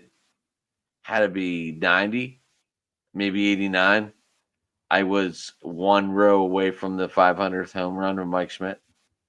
Oh, jeez. I was, like I said, I was 9 years old. I didn't know how important that ball was. Yeah. If you would have known now, you would have jumped for I probably would have fought a lot harder. Yes. it. But yeah, it was pretty neat. That was like my first monumental thing of being around something historic. Yeah, for sure. Yeah, so I don't know. I haven't been to a baseball game yet though over there. They're cool. It's just at this point, it's more like, I swear, it's like college kids just going there to get tore up and drunk. That's what it is now. Like, it is. It's not the baseball experience. I mean, you still have like the old timers that go, of course, but it's more about people going there to take Facebook pictures. That's everywhere though, ain't it? Yeah, for sure. Like you go to a concert, you might be in the middle of a mosh pit, but someone's still sitting there with their phone going, yeah.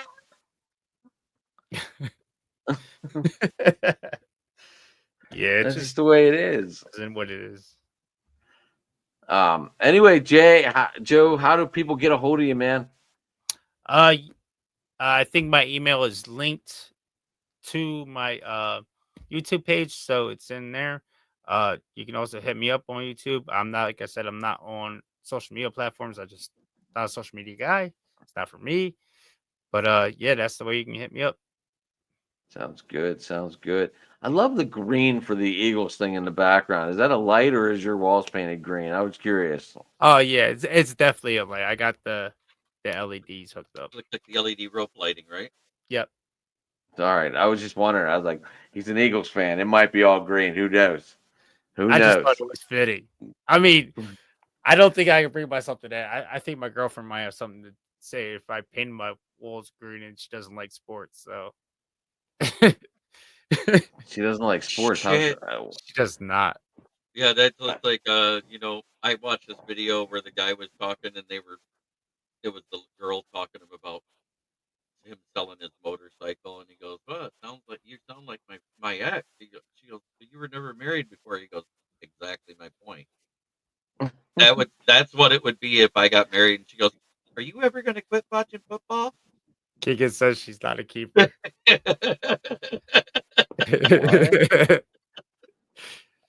Listen, I don't butt in on what you do and everything else, right? Right. So you do you, and then we'll be fine. And Exactly. And then the other one that I liked was where the lady did the hypothetical. So if you were offered $1 million to cheat on me, and he goes, "Baby, I'm giving you a kiss. I'm cheating on you and getting that money, and we're going on a vacation after." And she goes, "What?" He goes, "What?" He goes, "You mean to tell me I get $1 million and some stranger gets to give me a blowjob? Oh, damn, it's such a travesty." So win situation for me. all right, Jeremy, how people get you, bud? Well, you can find me and my writings at the SouthFloridaTribune.com under the Motor City Tribune heading, where you can find other authors like George Eichhorn, Scott Morgan Roth, and myself. You can also find me on the South Florida Tribune YouTube channel, where every Thursday I do the Fire Up channel, and occasionally I'm on Inside the Pigskin with former people like former special teams coach of the Lions and head coach of the Central Michigan Chippewas, John Bonamago, or Mel Farr Jr. And then you can find me on my channel with this kneecap biting with the Motor City Lions, where I go live into Facebook, Twitter, and Amazon and Roku. Nice. I am at Sports Talking It on Twitter. Jamie went through everything that you need to sign up for, log into, hit the notifications, driving to the top productions. Obviously, guys, thanks for tuning in. Thanks for coming on, Joe. Late invite. Don't be afraid to. Don't be a stranger, as some people say it. Yeah. Hey, Joe, do you ever talk to B Sing Sports? Yeah, I follow him. Me and Ryan are pretty good friends. We're in a fantasy or dynasty league, so I was just wondering, if you ever wanted to collab with them, let me know. Oh yeah, for sure. I'll definitely follow you too, and make sure that we all keep in contact and stuff. And like I said, me and Jeremy, or I don't know if I said it, but me and Jeremy are actually planning, if it comes down to it, hopefully, the NFC Championship game. We're gonna do that stream together. Oh, for sure. Why wouldn't you? Right. And also, he's gonna be a guest on my show tomorrow night, the NFL Roundtable. Nice. That's the round table, right? Yep. That's where we're Sweet. just gonna do exactly what we just did here. We're gonna go through the slate of the week 1 of the playoffs. That seems to be the thing. Why not? But- It's the in thing to talk about right now. But all right, guys. Thank you, and everybody.